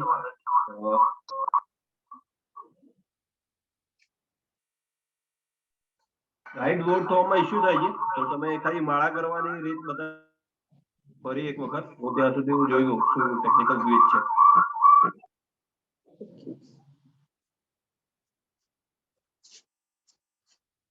તો જો આ જે છે ને એ છે બેડ બેગ. તો તમે જોશો તો તમને એમ થશે કે ઇસ્કોનના જે પણ ડિવોટી હોય છે તમને એમ થશે કે આ શા માટે આ બેડ બેગ લઈને ફરે છે? કારણ કે પ્રભુપાદે કીધું છે, ચૈતન્ય મહાપ્રભુએ કીધું છે, આના સિવાય કોઈ પણ રસ્તો આપણી પાસે નથી. કારણ કે કલિયુગમાં જે મહામંત્ર છે એ જ આપણો ઉદ્ધાર કરી શકશે. તો એટલો ઈઝી વે આપણને ચૈતન્ય મહાપ્રભુ આપી ગયા છે. હવે તમને આવું થશે કે ક્યાંથી આ બધું લઈ આવ્યા છે કે મહામંત્ર, હરે કૃષ્ણ મંત્ર શું કામ કરવાનું, અમે તો બીજા મંત્ર કરીએ છીએ. તો તમે જે કાંઈ પણ કરો છો ને ભક્તિમય સેવા એ તમે કન્ટિન્યુ કરો, બટ એની સાથે તમે આ એક માળા હરે કૃષ્ણની માળા તમે એક એડ કરો. બસ અમે તમને એટલું જ કહીએ છીએ.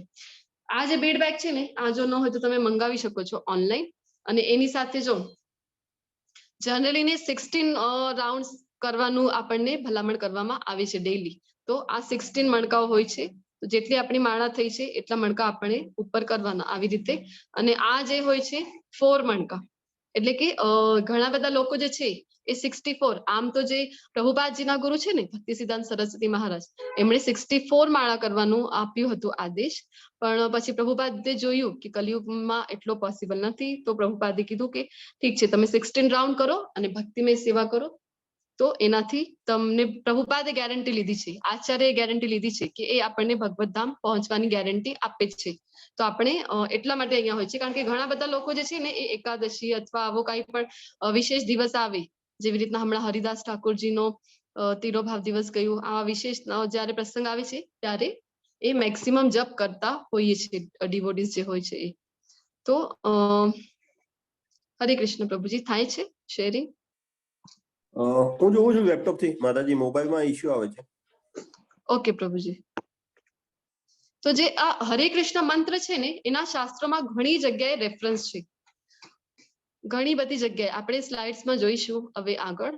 અને એક જે છે કે બૃહદ નારદીય પુરાણ છે એમાં પણ આવે છે કે હરેર નામ હરેર નામ એવ કેવલમ કલો નાસ્તેવ નાસ્તેવ નાસ્તેવ ગતિર અન્યથા.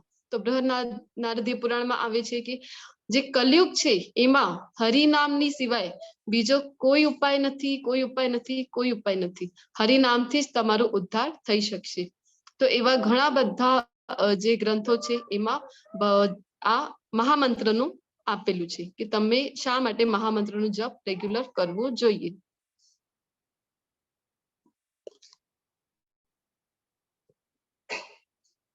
હરે કૃષ્ણ. નિલેશ પ્રભુજી તમે હેન્ડ રેઝ કર્યું છે. મારે ચૈતન્ય મહાપ્રભુનું સંપૂર્ણ જીવન ચરિત્ર માટે હેલો. હા હરે કૃષ્ણ. ચૈતન્ય મહાપ્રભુનું શું કહો છો? આપણે સંપૂર્ણ જીવન ચરિત્ર આવે એવું કોઈ પુસ્તક ખરું? ચૈતન્ય ચરિતામૃત પુસ્તક આવે છે. પ્રભુપાદે આપણને ગ્રેજ્યુઅલી જવા માટે રસ્તો બતાવ્યું છે. અને આપણે પણ અહીંયા શું કરીએ છીએ કે લેવલ 1, 2, 3, 4 સુધી સ્ટાર્ટિંગ તો ગીતાથી જ થાય છે. લેવલ 2 સુધી ફક્ત ગીતાનું જ નોલેજ આપણે અહીંયા લઈએ છીએ ડિટેલમાં. એની પાછળ ગ્રેજ્યુઅલી આપણે જઈએ છીએ. કેમ ધર્મેશ પ્રભુજી કહે છે કે આ જે છે સ્ટાર્ટિંગ આપણે કેવી રીતના કરીએ ભૌતિક જીવનમાં પણ આપણે જ્યારે એજ્યુકેશન લઈએ છીએ તો કેવી રીતે સ્ટાર્ટિંગ કરીએ કે ફર્સ્ટ સ્ટેન્ડર્ડ થી 10th સુધી જઈએ. એના પછી આપણે ગ્રેજ્યુએશન કરી શકીએ ને. હવે ડાયરેક્ટ હું કહું કે હું ક્યારે સ્કૂલ જ નથી ગઈ પણ મને 11th માં એડમિશન જોઈએ તો હું કરી શકીશ? નહીં કરી શકું. તો એના માટે પ્રભુપાદે એક સ્ટેજીસ બતાવ્યા છે કે સ્ટાર્ટિંગ કહેલી છે ભગવદ ગીતાથી. આ જે આપણી ભગવદ ગીતા છે પ્રભુપાદજી દ્વારા એઝ ઇટ ઇઝ યથારૂપ એ ભગવદ ગીતાનું અધ્યયન પહેલા કરવું જોઈએ. એના પાછળ આપણને ભલામણ કરવામાં આવે છે કે એ છે કે આ જો ભગવદ ગીતાની આપણે સ્ટડી કરીએ તો એને ધર્મેશ પ્રભુજી કહે છે કે ગ્રેજ્યુએશન લેવલ સુધી આપણે એને કમ્પેર કરીએ છીએ. અને પછી ગ્રેજ્યુએશનના પાછળ શું આવે? Post graduation. તો પોસ્ટ ગ્રેજ્યુએશનના લેવલનું જે આપણું એજ્યુકેશન છે એ છે ભાગવતમ. એના પાછળ આપણે સ્ટડી કરવું જોઈએ ભાગવતમનું. તો એ છે આપણો પીજી. અને એના પાછળ પીએચડી લેવલનું છે ચૈતન્ય ચરિતામૃત. તો ચૈતન્ય ચરિતામૃત જે છે એનું સ્ટડી આપણે પછી કરવું જોઈએ. તો આવી રીતના આપણે સ્ટેજ વાઇઝ ધીરે ધીરે જઈશું ને તો આપણે સારી રીતે કરી શકશું. પ્રભુપાદે આ રસ્તો આપણને બતાવ્યું છે. ભગવાન Chaitanya Mahaprabhu. Yes, thank you પ્રભુજી. નિલેશ પ્રભુજી તમને જવાબ મળી ગયું ને? અને હવે કોઈને પ્રશ્ન હશે ને તો આપણે એમાં લઈશું. ઓકે. તો ભગવાન ચૈતન્ય મહાપ્રભુ સ્વયં કૃષ્ણ છે. કળિયુગમાં હરે કૃષ્ણ મંત્રને ફેલાવવા માટે આજથી 500 વર્ષ પહેલા આવ્યા. આ જો ચૈતન્ય મહાપ્રભુ છે એ સાક્ષાત કૃષ્ણજીના અવતાર છે. અને પણ એ જ્યારે અહીંયા આવ્યા ત્યારે રાધાજીના મનોભાવ સાથે આવ્યા. એમણે હતું કૃષ્ણ ભગવાન વિચારે છે કે રાધાજીને મારી ભક્તિ કરવામાં એટલું આનંદ કેવી રીતે આવે છે.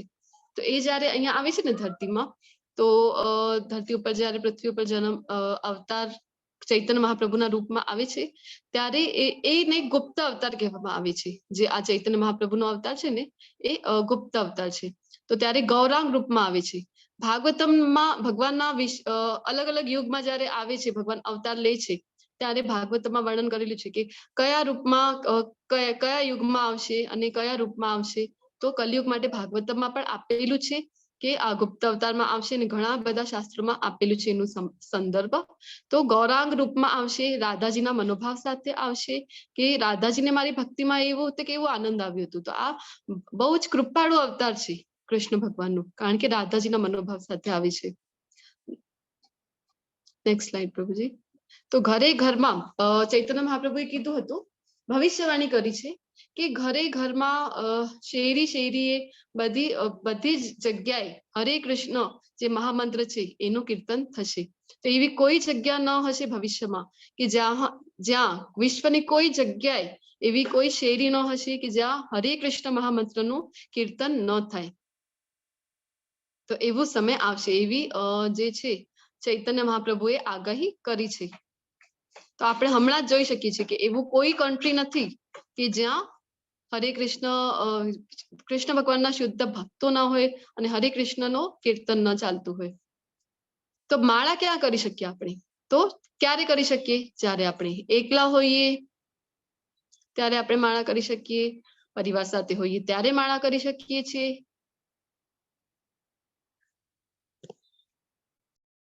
પુરાણનું હમણાં જે મેં રેફરન્સ તમને કીધું હતું ને કે કળિયુગમાં હરિનામ હરિનામ અને હરિનામ દ્વારા જ મોક્ષ પ્રાપ્ત કરી શકાય છે. હરિનામ સિવાય કળિયુગમાં મોક્ષનો બીજો કોઈ રસ્તો નથી, કોઈ રસ્તો નથી, કોઈ રસ્તો નથી. કૃષ્ણ અને કૃષ્ણના નામ અવિભાજ્ય છે. હવે જે આપણને એમ થાય કે આ નામ જ છે, પણ આ નામ નથી, આ કેવલ નામ નથી. નામ પ્રભુ એમને આપણે કહીએ છીએ. ભગવાનના નામ અને નામીમાં કોઈ ભેદ નથી. ભગવાનનું જે નામ છે એ સાક્ષાત ભગવાન જ છે. કળિયુગમાં કૃષ્ણ પોતે હરિનામના રૂપમાં અવતાર લે છે. સમગ્ર વિશ્વનો ઉદ્ધાર હરિનામ દ્વારા શક્ય છે. હમણાં આપણે જોયું હતું હરે નામ એવ કેવલમ કલો નાસ્તેવ નાસ્તેવ નાસ્તેવ ગતિર અન્યથા. તો એમ કહેવાય છે કે જ્યારે આપણે હરે કૃષ્ણ મહામંત્રનો જપ કરીએ છીએ ને ત્યારે કૃષ્ણ ભગવાન સાક્ષાત આપણી જીભ ઉપર નૃત્ય કરે છે. તો હરે કૃષ્ણ મહામંત્રનું ખૂબ જ મહિમા છે. યજ્ઞ શિષ્ટાશિન સંતો મુચ્યન્તે સર્વ કિલ્બિષે ભુંજન્તે તે ત્વગમ પાપા યે પચન્ત્યાત્મ કર્મ કારણાત. ભગવાનના ભક્તો સર્વ પ્રકારના પાપમાંથી મુક્ત થઈ જાય છે, કારણ કે તેઓ યજ્ઞમાં પ્રથમ અર્પિત કરેલું ભોજન જ લે છે. અન્ય લોકોની જેમ તેઓ અન્ય લોકો જેઓ પોતાના ઇન્દ્રિય સુખ માટે ભોજન બનાવે છે તેઓ નક્કી પાપ જ ખાય છે. હવે શું કામ અમે તમને લેવલ 1 માં જયારે તમે પ્રવેશ કરો છો ત્યારે અમે તમને કહીએ છીએ કે ભોગ લગાવવું જરૂરી છે ભગવાનને. તો શું કામ કહીએ છીએ? કારણ કે આ જો 3.13 માં ભગવાને પોતે જ કીધેલું છે કે જે ભગવાનના ભક્તો સર્વ કર્મથી કેવી રીતના મુક્ત થઈ જશે? ભક્તિમય સેવાથી. અને જે ભગવાનને ભોગ ધરાવીને અર્પણ કરેલું ભોજન ખાય છે એ કોઈ બંધનમાં નથી બંધાતો. એના વિરુદ્ધ જે પણ પોતાની ઇન્દ્રિય તૃપ્તિ માટે ભોજન બનાવે છે, પોતે જ ખાય છે, ભગવાનને અર્પણ નથી કરતો, એ શું કરે છે? એ નક્કી પાપ જ ખાય છે. ભગવાન પોતે અહીં કહી રહ્યા છે. હવે બધાને પ્રશ્ન થઈ શકે કે ભોગ ધરાવવાનું એટલું શું મહિમા છે કે ભોગ શું કામ અમે ધરાવીએ? ભગવાન તો કઈ ખાતા જ નથી, અમે ભોગ ધરાવીએ છીએ, ભગવાન તો ખાતા જ નથી. હવે અમે થાળી પરોસીને સરસ મજાની થાળી પરોસી ભગવાન સામે ભોગ ધરાવીએ, પછી થોડીક વાર પાછળ અમે લેવા જઈએ તો એટલું ને એટલું જ પડ્યું હોય છે, એમાંથી તો કાંઈ જ ઓછું નથી થયું. તો શું ભગવાન તો ખાતા તો નથી, તો શું કામ આ બધી કરવું? ઔપચારિકતા છે, આ બધી ફોર્મેલિટીઝ છે, શું કામ કરવાનું? તો એ જે આપણે જોઈ શકીએ કે ઈશોપનિષદનો પહેલો જે શ્લોક છે પૂર્ણમિદમ, આવું એક શ્લોક આવે છે ને, ઓમ પૂર્ણમિદમ પૂર્ણસ્ય પૂર્ણમાદાય. તો એનો અર્થ શું થાય છે આ શ્લોકનું? કે પૂર્ણમાંથી પૂર્ણ કાઢી નાખીએ તો પણ પૂર્ણ જ બચે છે. તો આ ભગવાનનું ગણિત છે. હવે ભૌતિક જગતમાં શું થાય? 1 - 1 આપણે કરીએ તો આપણને શું મળે? 0 મળે ને. પણ ભગવાનના ત્યાં એવું નથી. 1 માંથી 1, પૂર્ણમાંથી પૂર્ણ આપણે માઇનસ પણ કરી લઈએ તો પણ પૂર્ણ જ બચે છે. અને ભગવાનની જે ઇન્દ્રિયો છે એ દિવ્ય છે, આપણા જેમ નથી કે આપણે આંખથી જ જોઈ શકીએ. ભગવાનનું એવું નથી. ભગવાન પોતાની બધી ઇન્દ્રિયોથી બધા જ કાર્યો કરી શકે છે, કારણ કે એમનું શરીર દિવ્ય છે, આપણા જેવું એમનું ભૌતિક શરીર નથી. ભગવાન પોતાની નાભી કમળમાંથી બ્રહ્માજીને ઉત્પન્ન કરી શકે છે. તો ભગવાન પોતાની આંખોથી પણ ખાઈ શકે છે. તો આપણે જયારે ભોગ ધરાવીએ છીએ ભગવાન એ જરૂર સ્વીકાર કરે છે. હવે 9.26 માં પણ ભગવાન ફરીથી પોતે કહેવાના છે, આપણે જોઈશું. પત્રમ પુષ્પમ ફલમ તોયમ યો મે ભક્ત્યા પ્રયચ્છતિ તદહમ ભક્ત્યુપરીતમ અશ્નામી પ્રયતાત્મનઃ. તો ભગવાન પોતે કહે છે કે જે કોઈ મને પ્રેમથી, એ ખૂબ જ ઇમ્પોર્ટન્ટ છે કે પ્રેમથી ભક્તિભાવથી આપણે ભગવાનને અર્પણ કરીએ. તો જે કોઈ મને પ્રેમથી પત્ર એટલે કે કોઈ પણ પાન જે હોય છે એ, અથવા તો કોઈ સુગંધી પુષ્પ નહીં હોય તો ફળ પણ અર્પણ ન કરે, કેવલ જલ, તોયમ એટલે કે જલ પણ અર્પણ કરશે તો એનો હું સ્વીકાર કરું છું. કાલે આપણે જોયું હતું કે ભગવાન આપણી સાથે જરૂરથી રેસિપ્રોકેટ કરે છે, જરૂરથી આદાન પ્રદાન કરે છે. જો આપણે ભક્તિમય સેવા કરીએ ને તો આપણે ફીલ કરી શકીએ કે ભગવાન આપણી સાથે રેસિપ્રોકેટ કરે છે. તો ભગવાન કહી રહ્યા છે કે જે નેક્સ્ટ સ્લાઇડ પ્રભુજી, ભગવાનને અર્પણ કર્યા વગર જે ખાય છે એ પાપ જ ખાય છે. अन्नाद् भवन्ति भूतानि पर्जन्यादन्न संभव यज्ञाद् भवति पर्जन्यो यज्ञ कर्म समुद्भवः બધા દેહધારી પ્રાણીઓ અન્ન ખાઈને પોષણ પામે છે અને અન્ન વરસાદથી ઉત્પન્ન થાય છે વરસાદ યજ્ઞ કરવાથી વરસે છે અને યજ્ઞ નિયત કર્મ કરવાથી થાય છે હવે જો ઘણા બધાને એમ થાય કે આ બધી જે ફોરેનર્સો છે એ શું કહે છે આપણા જે શાસ્ત્રો છે એને શું કહે કે માઇથોલોજી એટલે કે મિથ એટલે કે બધું ખોટું અને આપણને પણ એટલી શ્રદ્ધા આપણે જે એજ્યુકેશન સિસ્ટમમાં છીએ મોડર્ન એજ્યુકેશન સિસ્ટમ તો એમાં પણ આપણે એવું કાંઈ જ જ્ઞાન નથી મળતું કે જેનાથી આપણી શ્રદ્ધા દૃઢ થાય ઉલટાનું આપણી શ્રદ્ધા ત્યાં નાશ પામે છે તો આ કઈ માઇથોલોજી નથી કારણ અહીંયા જો આ શ્લોકમાં જ ભગવાન પોતે કહે છે ને કે જેટલા પણ દેહધારી પ્રાણીઓ છે આ પૃથ્વી ઉપર અથવા તો સમગ્ર બ્રહ્માંડ ઉપર એમનું પોષણ શેનાથી થાય છે અન્ન ખાઈને અને અન્ન કેવી રીતના પ્રાપ્ત થાય આપણને તો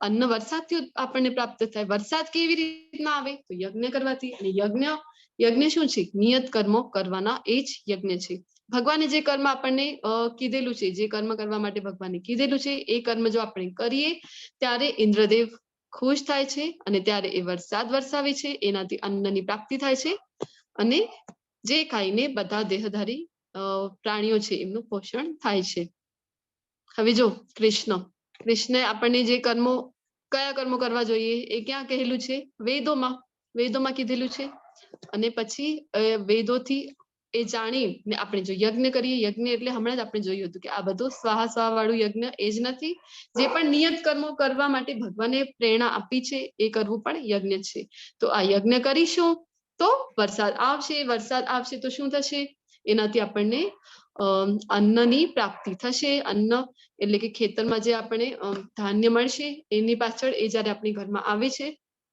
આપણે એનું ભોજન બનાવીએ છીએ અને એ એક પૂરી સાયકલ છે તો જો એ અન્ન આપણે એટલી બધી સાયકલથી આપણને મળેલું જે અન્ન છે જે આપણી પ્લેટમાં છે એ જો આપણે ડાયરેક્ટ ખાઈ લીધું તો એ સાયકલને આપણે બ્રેક કરી નાખીએ અહીંયા પણ જો આપણે ભગવાનને ભોગ ધરાવ્યું ફરીથી એ ભગવાનની લીધે જ આ બધું થયું છે ભગવાનને ફરીથી જો ઓફર કર્યું છે ભગવાનને ભોગ ધરાવ્યું છે તો જ આ સાયકલમાં બેસે છે હવે આપણને ઘણીવાર એવું થાય કે જો ભગવાનને કીધું ને કે પાપ ખાય છે જે પણ મને અર્પણ કર્યા વગર યજ્ઞ કરવું એટલે શું અહીંયા કે ભગવાનને આપણે ભોગ ધરાવીએ તો એના વગર જે કંઈ પણ ખાય છે એ શું છે એ બધું પાપ ખાઈ રહ્યું છે તો આપણને આવો પ્રશ્ન થાય કે અમે તો વેજીટેરિયન છીએ અમે તો શાકાહારી છીએ અમે કેવી રીતના પાપ ખાઈએ છીએ અમે તો બધું જે નેચરલી મળે છે એ જ ખાઈએ છીએ પણ જો આપણે જોઈએ કે જયારે ખેતર હોય છે એમાં જયારે પણ આપણે કંઈ વાવીએ તો જમીનથી શરૂ કરીએ જો આપણે તો પ્લોઈંગ કરીએ જયારે જમીન ઉપર તો ત્યારથી જ આપણે જોઈએ કે કેટલા બધા જે કીટાણુ હોય છે જમીનની અંદર રહેવા તો એ બધાનું આપણે વિનાશ કરીએ છીએ ત્યારથી તો એની પાછળ જે કઈ પણ પ્રોસેસ છે કે ધાન્ય ઉગાવીએ ત્યારથી લઈને એ ધાન્ય કાપ્યા સુધી પછી એ જાય છે ક્લીનિંગ માટે જાય છે જયારે ત્યાં પણ કેટલા બધા જીવાણુ હોય છે કીટાણુ હોય છે અને જયારે ખેતી આપણે કરીએ છીએ ડ્યુરિંગ ફાર્મ જયારે આપણે કરીએ છીએ તો ત્યારે શું કરીએ છીએ આપણે બધા ફર્ટિલાઇઝર્સ પેસ્ટિસાઇડ્સ એ બધું સ્પ્રે કરીએ છીએ ને તો એનાથી તો કેટલા બધા કીટાણુ છે કેટલા બધા જીવજંતુઓ છે એ મૃત્યુ પામે છે તો જ્યાર સુધી એ આપણી ઘરમાં આવે માર્કેટથી લઈને પછી આપણા ઘરમાં આવે પછી આપણે ઘરમાં પણ એમાં કઈ ને કઈ મૂકીએ પેસ્ટિસાઇડ ને એ બધું જે દવાઈ વગેરે મૂકીએ છીએ ને ખરાબ ન થાય પછી એને ચક્કી ઉપર મૂક્યા દળાવવા માટે ત્યાં સુધીની જે પ્રોસેસ છે ત્યાં સુધીમાં તો કેટલાક પાપ થઈ જાય કેટલાક જે જીવ છે એમાં મૃત્યુ થઈ જાય છે તો પાપ જ થાય છે તો જો આપણે ભગવાનને ઓફર કરીએ તો ભગવાન શું કરે છે કે એમાં જે કંઈ પણ પાપ કર્મ રહેલું છે એ નાશ પામે છે અને પ્રસાદ રૂપે આપણે એને ગ્રહણ કરીએ છીએ એ બધું પછી અકર્મમાં આવી જાય અને જો આપણે ભગવાનને ન ધરાવીએ ઓફર ન કરીએ તો આપણે પછી બધું પાપ કર્મ ખાઈ રહ્યા છીએ એવું થઈ જાય નેક્સ્ટ સ્લાઇડ પ્રભુજી આ જો ઘટના છે ગિરી ગોવર્ધન જયારે ભગવાને ઉપાડ્યું હતું ને ઇન્દ્રદેવ વાળી ઘટના એ ઓલમોસ્ટ બધાને ખ્યાલ જ છે એમાં ભગવાને કીધું હતું ને ગોવર્ધનની પૂજા કરવાનું તસ્માદ સક્ત સતતમ કાર્યમ કર્મ સમાચર અસક્તો યાચરન કર્મ પરમાપ્નોતિ પુરુષ તેથી કર્મના ફળમાં આસક્ત થયા વગર મનુષ્ય પોતાનું કર્તવ્ય સમજીને નિરંતર કર્મ કરતા રહેવું જોઈએ, કારણ કે અનાસક્ત રહીને કર્મ કરવાથી મનુષ્યને પરમેશ્વરની પ્રાપ્તિ થાય છે. તો એટલે ભગવાન શું કહે છે કે અનાસક્ત થયા વગર આપણને કર્મ કરવું જોઈએ. ને કયા કર્મ કરીએ તો આપણે કર્મના બંધનમાં નથી પડતા, પરમેશ્વરની પ્રાપ્તિ આપણને થાય, તો અકર્મ કરીએ.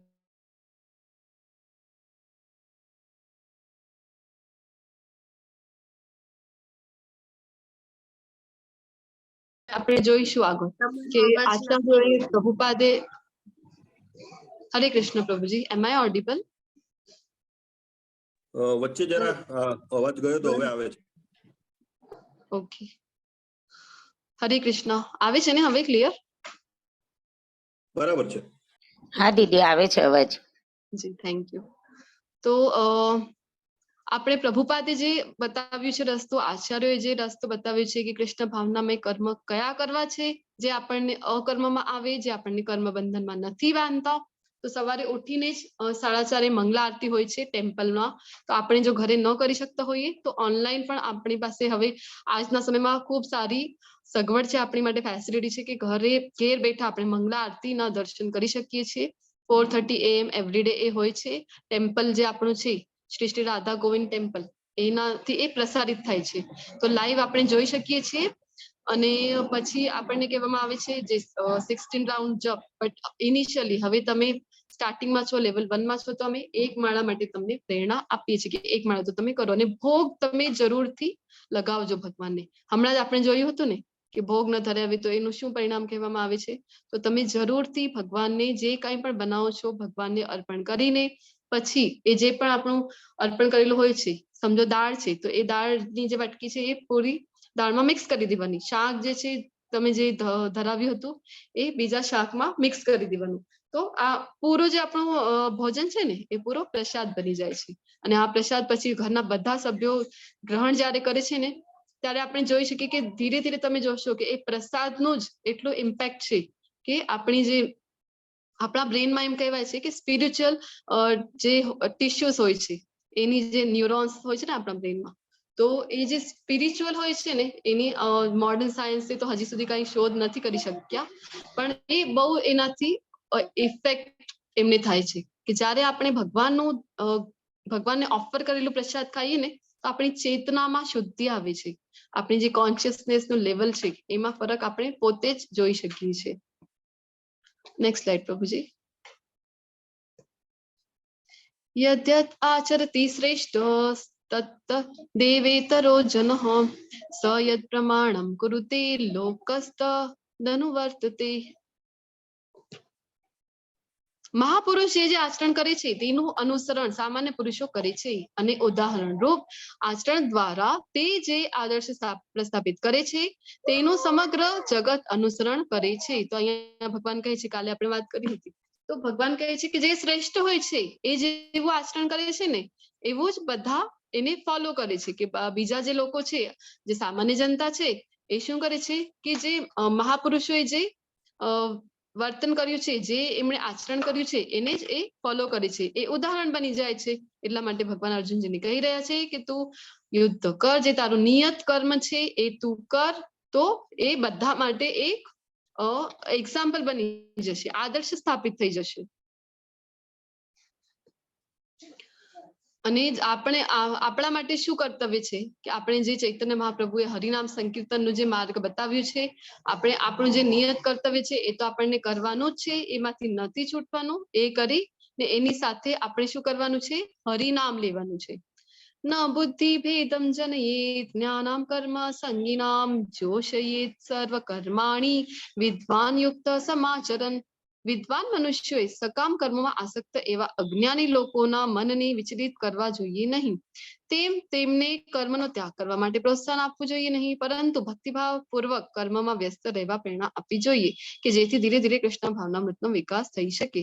હવે ભગવાન અહીંયા શું કહે છે કે વિદ્વાન કોને કહેવાય, કે વિદ્વાન મનુષ્ય જે છે એને શું કરવું જોઈએ, કે જે અજ્ઞાની લોકો છે, અજ્ઞાની લોકો કોને કહેવાય, કે જેને કૃષ્ણનું નોલેજ જ નથી, કે કૃષ્ણ જે અથા તો બ્રહ્મ જિજ્ઞાસા વેદાંત સૂત્રોનું પહેલું સૂત્ર છે. પ્રભુપાદ કહે છે કે એ આપણા બધામાં હોવી જોઈએ પણ નથી હોતી. પહેલા તો કેવું હતું કે ગુરુકુળમાં ભણવા જતા હતા ને, તો ગુરુકુળમાં જ આપણને શીખવાડવામાં આવતું હતું કે અથા તો બ્રહ્મ જિજ્ઞાસા એટલે કે શું છે, હું ક્યાંથી આવ્યો, હું શું છે, બ્રહ્મ શું છે. બ્રહ્મ ના અલગ અલગ મિનિંગ થાય છે. તો બ્રહ્મનો અર્થ ફક્ત બ્રહ્મદેવ છે એવું જ નથી. બ્રહ્મનો અર્થ દિવ્ય પણ થાય છે અને ચેન્જ થયા કરે છે અકોર્ડિંગ ટુ કયા સેન્ટેન્સમાં યુઝ થયું છે એવી રીતના. તો જે બ્રહ્મ જિજ્ઞાસા એને કહેવામાં આવ્યું છે વેદાંત સૂત્રમાં, એ બધામાં પહેલા વિકસાવવામાં આવતી હતી કારણ કે ગુરુકુળમાં જતા હતા, ગુરુથી જ્ઞાન લેતા હતા એટલે. પણ આજે આપણે જોયું કે મોડર્ન આપણે એજ્યુકેશનમાં છીએ તો આપણામાં એ નથી જોવા મળતું. ક્યાંય આપણને શીખવાડવામાં નથી આવતું આત્માનું જે જ્ઞાન બીજા અધ્યાયમાં જ ભગવાને આપ્યું હતું કાલે, એ જ્ઞાન આપણને ક્યાંય શીખવાડવામાં આવતું નથી. તો એ જે અજ્ઞાની લોકો કોણ છે, જેને કૃષ્ણનું નોલેજ નથી, એ લોકોના મનને વિચલિત કરવાનું નથી આપણને. કારણ કે એમને ભક્તિમય સેવામાં જો ઇન્ટરેસ્ટ, ભગવાનની ભક્તિમાં ઇન્ટરેસ્ટ ન હોય, એમને આપણે ડાયરેક્ટલી કહીએ તમે માળા જપ કરો, તમે એ કરો, તમે તે કરો, તો એ કરવા માટે ક્યારે પણ રેડી નહીં થાય. તો ભગવાન શું કહે છે કે એમને ધીરે ધીરે શું કરવાનું છે કે કર્મનો ત્યાગ કરવા માટે પ્રોત્સાહન બિલકુલ આપવાનું નહીં, કારણ કે એ સકામ કર્મમાં ખૂબ માને છે. તો એમના કર્મને ડાયવર્ટ કરવાનું છે કે જે પણ એ કર્મ કરે છે એને ભક્તિમય કર્મમાં એમને ધીરે ધીરે આપણે ખેંચીને લાવવાનું છે. એની દુકાને આવો. હરે કૃષ્ણ. હરે કૃષ્ણ.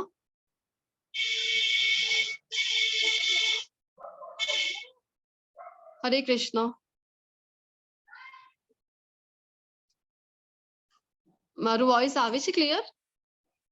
બરાબર છે માતાજી. ઓકે. તો આપણને શું થાય, પ્રકૃતિ ક્રિયમાણાની ગુણે કર્માણી સર્વશ અહંકાર વિમૂઢાત્મા કર્તાહમીતિ મન્યતે. જે મિથ્યા અહંકારના પ્રભાવથી મોહગ્રસ્ત થઈને પોતાની જાતને સમગ્ર કાર્યોનો કરતા માની લે છે, પણ હકીકતમાં ભૌતિક પ્રકૃતિના 3 ગુણો દ્વારા તે થતા હોય છે. હવે આપણને શું થાય કે એ જે કંઈ પણ આપણી આજુબાજુ થઈ રહ્યું છે આપણી કારણે, હું કરું છું એટલે થઈ રહ્યું છે, હું જો ન હોઉં તો કઈ ન થાય, મારી આજુબાજુ કોઈ કાર્ય જ નહીં થાય, એવું આપણને બધાને શું હોય છે, એક ભ્રમ હોય છે. કારણ કે આપણે જયારે નહોતા ત્યારે પણ આ જગત હતું જ ને, બધું સારી રીતે ચાલતું જ હતું. પણ આપણે શું કરીએ છીએ, આ જો 3 દેવીઓ જોઈ શકીએ છીએ ને આપણે, તો એ 14મા અધ્યાયમાં પ્રકૃતિના 3 ગુણો જયારે આપણે શીખીશું ત્યારે આપણે જોઈશું કે એ જે આપણે જે કંઈ પણ કર્મ કરીએ છીએ એ ભૌતિક પ્રકૃતિના અંડરમાં કરીએ છીએ. સત્વગુણ, રજોગુણ અને તમોગુણ એ પ્રકૃતિ, ભૌતિક પ્રકૃતિના 3 ગુણો છે જે આપણને નચાવે છે. એના લીધે, એના પ્રભાવથી આપણે જે કંઈ પણ કાર્ય કરીએ છીએ એ થયા કરે છે. અને આપણે શું કરીએ કે આપણને મિથ્યા અહંકાર થઈ જાય છે કે આ બધું મારા લીધે થઈ રહ્યું છે. અર્જુન ઉવાચ અથ કીન પ્રયુક્તોયમ પાપમ ચરતિ પુરુષઃ અનિચ્છન્નપી વાષ્ણેય બલાદીવ નિયોજિતઃ. અર્જુને કહ્યું, હે ઋષિવંશી, જાણે કે બળજબરીથી તેમાં પરોવાયેલો હોય તેમ મનુષ્ય ઈચ્છતો ન હોવા છતાં પાપ કર્મમાં શાથી પ્રેરાય છે. હવે અર્જુનજી પૂછી રહ્યા છે, આપણા માટે જ પૂછી રહ્યા છે કે ઘણીવાર એવું થાય છે કે આપણને એવું હોય કે પાપ કર્મ નથી કરવા, તો પણ ઘણીવાર આપણે એ કર્યા કરીએ છીએ. તો કેવી રીતના, એના માટે કેવી રીતે આપણે પ્રેરાઈ જઈએ છીએ કે આપણને ખબર છે કે રોંગ છે, પાપ કર્મ છે, તો પણ એ કરવા માટે શું કામ આપણે પ્રેરાઈ જઈએ છીએ. નેક્સ્ટ સ્લાઇડ પ્રભુજી. તો અહીંયા ભગવાન જો અલગ અલગ ઉદાહરણો આપે છે. દ્રુમેનાવ્રિયતે વહની યથાદર્શો મલિન ચ યથોલ્બેનાવૃતો ગર્ભસ્તથા તેને દમાવૃતમ. જેવી રીતે અગ્નિ ધુમાડાથી, હવે અગ્નિ ક્યાંક હોય, પેટતું હોય, અને ધુમાડો ત્યાં હોય, અગ્નિ સાથે ધુમાડો હોય છે, તો ધુમાડાને કારણે આપણને ઘણીવાર એમ થાય કે અગ્નિ ત્યાંની બુજી ગઈ છે, પણ ફરીથી જો એમાં ફૂંક મારીએ તો ફરીથી અગ્નિ પ્રજ્વલિત થાય છે. તો જે અગ્નિ છે એ ધુમાડાથી આવૃત થઈ જાય છે. અને બીજું એક્ઝામ્પલમાં શું કહે છે ભગવાન કે જેવી રીતના ભ્રૂણ જે છે એ ગર્ભાશયથી આવૃત હોય છે, અને જે દર્પણ છે, મિરર જે છે, એ ધૂળથી, ડસ્ટથી જેવી રીતે આવૃત થઈ જાય છે, એવી જ રીતે મનુષ્ય જે છે એ જીવાત્મા જે છે આપણું આ કામ વડે વિભિન્ન માત્રામાં આવૃત રહે છે. હવે કામ એટલે કે કામ આપણી જે સકામ ઈચ્છાઓ હોય છે, વાસના હોય છે એ કામ. તો એના વડે આપણે જે છીએ જીવાત્મા જે છે એ આ એક્ઝામ્પલ સાથે ભગવાન બતાવે છે કે એવી જ રીતે જીવાત્મા પણ એનાથી આવૃત થઈ જાય છે. શેનાથી? પ્રકૃતિના ગુણોથી. જો અહીંયા અગ્નિ જે મિરર છે એ દર્પણનું અને ગર્ભનું એક્ઝામ્પલ. નેક્સ્ટ સ્લાઇડ પ્રભુજી. ઇન્દ્રિયો, મન તથા બુદ્ધિ એ આ કામના નિવાસસ્થાનો છે. તેમના દ્વારા આ કામ જીવાત્માના વાસ્તવિક જ્ઞાનને ઢાંકી દે છે અને તેને મોહિત કરે છે. હવે જો ભગવાને કીધું કે કામના કારણે પાપ કર્મ માટે પ્રેરાઈ જઈએ છીએ. તો હવે કામ ઉપર વિજય મેળવવું છે.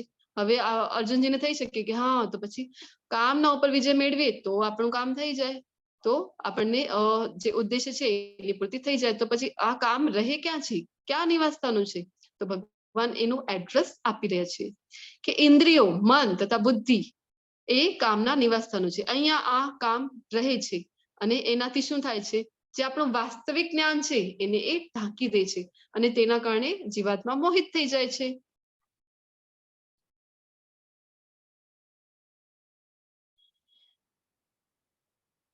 ચાર યુગમાં નિર્ધારિત ધર્મ શું છે?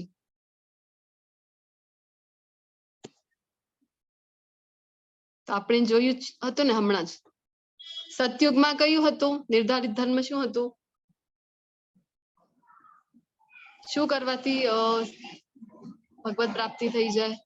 યજ્ઞમાં જોયા હતા ને. સતયુગમાં કયું યજ્ઞ હતું? સતયુગમાં ધ્યાન યજ્ઞ, તપસ્યા જે કરતા હતા હજારો વર્ષો સુધી. પછી ત્રેતાયુગમાં કયું હતું?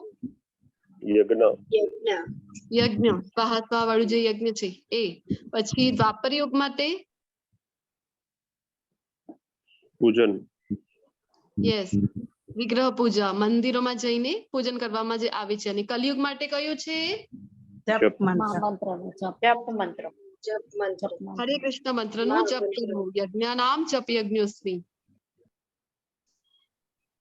ઇન્દ્રિયાણી પરાણ્યાહુર ઇન્દ્રિયેભ્ય પરમન મનસસ્તુ પરા બુદ્ધિર યો બુદ્ધિ પરસ્તસ્તુ તસ્તુ સહ. ઇન્દ્રિયો જળ પદાર્થ કરતા ચડિયાતી છે. મન ઇન્દ્રિયો કરતા ઉચ્ચતર છે. બુદ્ધિ મનથી પણ વધારે ઉચ્ચતર છે અને તે આત્મા બુદ્ધિથી પણ વધુ શ્રેષ્ઠતર છે. નેક્સ્ટ સ્લાઇડ પ્રભુજી. તો અહીંયા ભગવાન સ્ટેજીસ બતાવી રહ્યા છે. જે ઇન્દ્રિયો છે એના કરતા ચડિયાતું શું છે? મન. મન કરતા ચડિયાતું શું છે? બુદ્ધિ. અને બુદ્ધિ કરતા ચડિયાતું શું છે? તો આપણી આત્મા. હવે the chariot of human life, તો આપણા જે મનુષ્ય જન્મ છે એનું જે રથ છે એનું રેફરન્સ પ્રભુપાદજી જે છે એ ભાવાર્થમાં આપે છે અહીંયા આ લેસનમાં. કે આ જે કોઈને આઈડિયા છે આ પિક્ચર નું? હરે કૃષ્ણ. કોઈને ખ્યાલ હોય તો શેર કરી શકે છે. પાંચ ઘોડા છે ને એ લગામ આપણી હાથમાં રાખવાની એમ. હા, તો કોને આ ઉદાહરણ 5 ઘોડાઓને સરખામણી ઇન્દ્રિયો સાથે? હા, ઇન્દ્રિયો સાથે 5 જે ઘોડાઓ છે એને ઇન્દ્રિયો સાથે સરખાવવામાં આવે છે. એના પછી જે લગામ છે એને આપણે હાથમાં રાખવાની છે. ઇન્દ્રિયો જે છે એ ચંચળ છે. ઇન્દ્રિયો તો ખૂબ ચંચળ છે અને એની જે લગામ છે એને સરખાવવામાં આવે છે મન સાથે. અને લગામ જેના હાથમાં છે એ છે બુદ્ધિ. અને પાછળ એક વ્હાઈટ કપડામાં તમે જોઈ શકો છો એ છે આપણો આત્મા. તો આત્મા જે છે એ આનંદ કરી રહ્યો છે. આ જે ઘોડાઓ છે ઇન્દ્રિય રૂપી એ બધા અલગ અલગ દિશામાં દોડ્યા કરે છે. કારણ કે આપણું બુદ્ધિ નામનું જે આપણું ચાલક જે છે એ બરાબરથી લગામ ખેંચતું નથી. તો એના કારણે જે ઘોડાઓ છે એ પોતાની મનમાની કરે છે. જ્યાં દોડવું હોય ત્યાં દોડે છે. અને પછી શું થાય? આપણને તો એમ થાય છે કે આપણે ખૂબ આનંદમાં છીએ, ખૂબ મજામાં છીએ, પણ આ કોઈ મજા નથી. આ આપણે જન્મ મૃત્યુની આપણે સાયકલમાં ફરીથી પડવા જઈ રહ્યા છીએ. આજે આપણે જે કરી રહ્યા છીએ ને એના કારણે. તો આપણને શું કરવું જોઈએ? જો આત્માને ખબર હોય, કાલે એક પિંજરાનું ઉદાહરણ લીધું હતું ને, પક્ષીનું ઉદાહરણ સાથે આત્માની સરખામણી કરી હતી. પક્ષીને ખોરાક નથી મળતું તો શું થાય છે? એનું મૃત્યુ થઈ જાય છે. તો આત્માનો ખોરાક છે હરિનામ, જો એને ન આપીએ તો શું થશે? એની એવી દશા થશે. એને થાય છે કે હું તો મજા કરી રહ્યો છું, તો એને જન્મ મૃત્યુના ચક્રમાં ફસાવવું પડશે. પણ જો આત્માને ખબર હોય, આત્મા દૃઢ હોય કે ના મને તો એમાં નથી ફસાવવું, તો એ બુદ્ધિનો ઓર્ડર કરે કે જરા લગામ બરાબરથી ખેંચો, આજો ઘોડાઓ ક્યાં દોડે છે, એમની જરા કાબુમાં રાખો. તો પછી બુદ્ધિ જે છે એ લગામને કસીને, મન રૂપી જે લગામ છે એને કસીને પકડે, તો પછી બધા જે ઘોડાઓ છે ઇન્દ્રિય રૂપી એ કંટ્રોલમાં આવી જાય. તો અહીંયા હરિદાસ ઠાકોરની ઘટનાનું અહીંયા એક્ઝામ્પલ આપેલું છે. હરિદાસ ઠાકોર જે છે એમને નામાચાર્ય તરીકે પણ ઓળખવામાં આવે છે. નિમ્ન કુળમાં એમનો જન્મ થયું હતું, મુસ્લિમ કુળમાં. પણ એ જે છે ને કે ભગવાનનું નામનું, હરિકૃષ્ણ મહામંત્રનું સતત રટણ કર્યા કરે છે. એ રોજની 192 માળા કરતા એવો એમનો નિયમ હતું, જેના કારણે એમને નામાચાર્ય પણ કહેવામાં આવે છે. એકચ્યુઅલી બ્રહ્માજીની એક ઘટના આવે છે ને, જયારે કૃષ્ણ ભગવાન અહીંયા હોય છે અને ગોપ મિત્રો સાથે ભોજન કરે છે વનમાં બેસીને, ત્યારે બ્રહ્માજીને થાય છે કે આ કઈ ભગવાન ન હોઈ શકે કે બધું એટલું સેટલું ખાઈ રહ્યા છે ગોપ મિત્રોના. તો બ્રહ્માજી એમના જે વાછરડા છે, ગોપ મિત્ર છે, એ ગાયો છે, એ બધાને લઈ જાય છે. પણ એક જ ક્ષણમાં જયારે એમને નોલેજ થાય છે કે ના ના ભગવાન છે, તો પાછા આવે છે. ત્યાં સુધી બ્રહ્માજીનો એક ક્ષણ એટલે પૃથ્વી ઉપર 1 વર્ષ વીતી જાય છે. એ જે ઘટના થાય છે ને એના પછી બ્રહ્માજીને દુઃખ થાય છે કે અરે મેં તો ગલત, મને આ કરવું નહોતું જોઈતું, મેં રોંગ કર્યું છે. પછી એની પાછળ એમનો જન્મ જે છે હરિદાસ ઠાકોરની જેમ એ વિચાર કરે છે કે નિમ્ન કુળમાં જન્મ લેશે.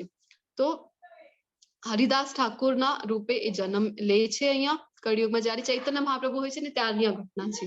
અને એ રોજને 192 માળા કરે એવું એમનું નિયમ હતું. પછી એક વખત શું થાય છે કે એમનાથી જે લોકો દ્વેષ કરે છે ને એ ત્યાં એમની પાસે એક ગણિકાને મૂકે છે કે એમનો જે મંત્ર જાપ કરે છે, એ બધી ભક્તિ કરે છે, તો એનાથી ઈર્ષા કરે છે એ લોકો.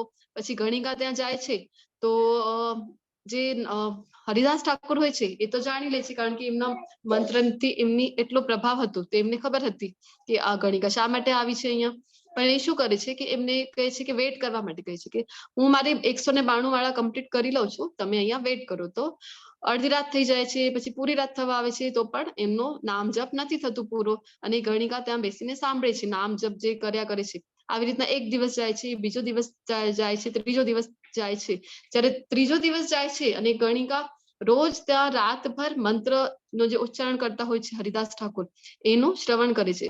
તો એ શુદ્ધ ભક્ત જે હોય છે ને ભગવાનના, એમનામાં એટલી પાવર હોય છે કે એમના મોઢેથી જયારે એ મંત્ર જાપ સાંભળે છે તો ફક્ત 3 દિવસમાં જ એ ગણિકામાં એટલું હૃદય પરિવર્તન થઈ જાય છે.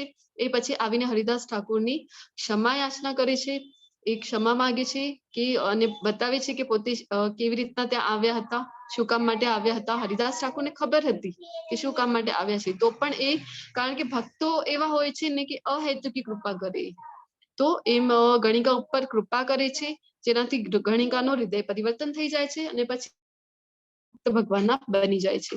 તો આ ઘટના અહીંયા આ લેસન સાથે આપણા મેચ થાય છે, એટલે અહીંયા આપવામાં આવી છે હરિદાસ ઠાકોરની જે ઘટના છે. તો એની સાથે આપણું આ કર્મયોગ નામનું અધ્યાય 3 પૂરો થાય છે. એમાંથી આપણે શું શીખ્યા છીએ, ટેકઅવે શું છે, મેસેજ શું છે આ લેસનનો? તો કર્મનો કાયદો શું છે? જેવા કર્મ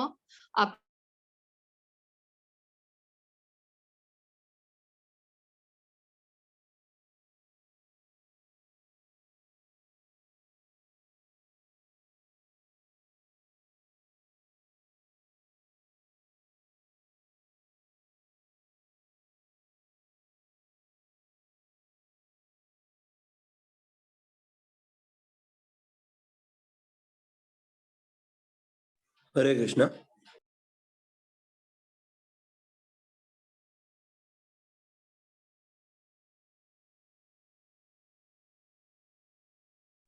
હરે કૃષ્ણ. બધાને અવાજ આવે છે?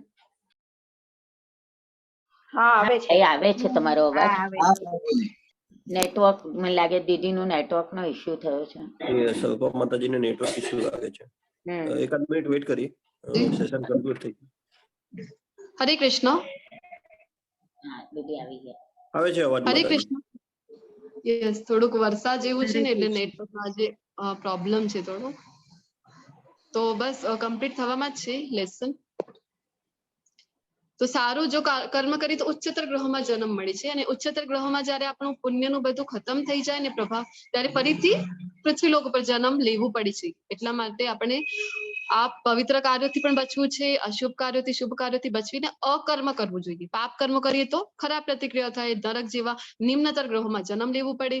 જેમ તમે વાવો છો એવો જ તમને વીણશો, એવું કહેવાય છે ને કે આપણા જીવનમાં તમામ સુખ, હા, તો આપણા જીવનમાં તમામ સુખ અને દુઃખ જે છે એ આપણા ભૂતકાળના કર્મને કારણે છે. તો કર્મના સિદ્ધાંત બધા ઉપર લાગુ પડે છે. તો કયા કર્મ કરવા જોઈએ? આપણે અકર્મ કરવું જોઈએ કે જે કૃષ્ણ ભાવના યુક્ત કર્મ છે. કૃષ્ણને બલિદાન તરીકે તમારી ફરજ બજાવો. તો સતયુગમાં ધ્યાન હતું, ત્રેતાયુગમાં અગ્નિ બલિદાન હતું, દ્વાપરયુગમાં મંદિર પૂજા હતી અને કળિયુગ માટે છે હરે કૃષ્ણ મહામંત્રનો જપ કરવો.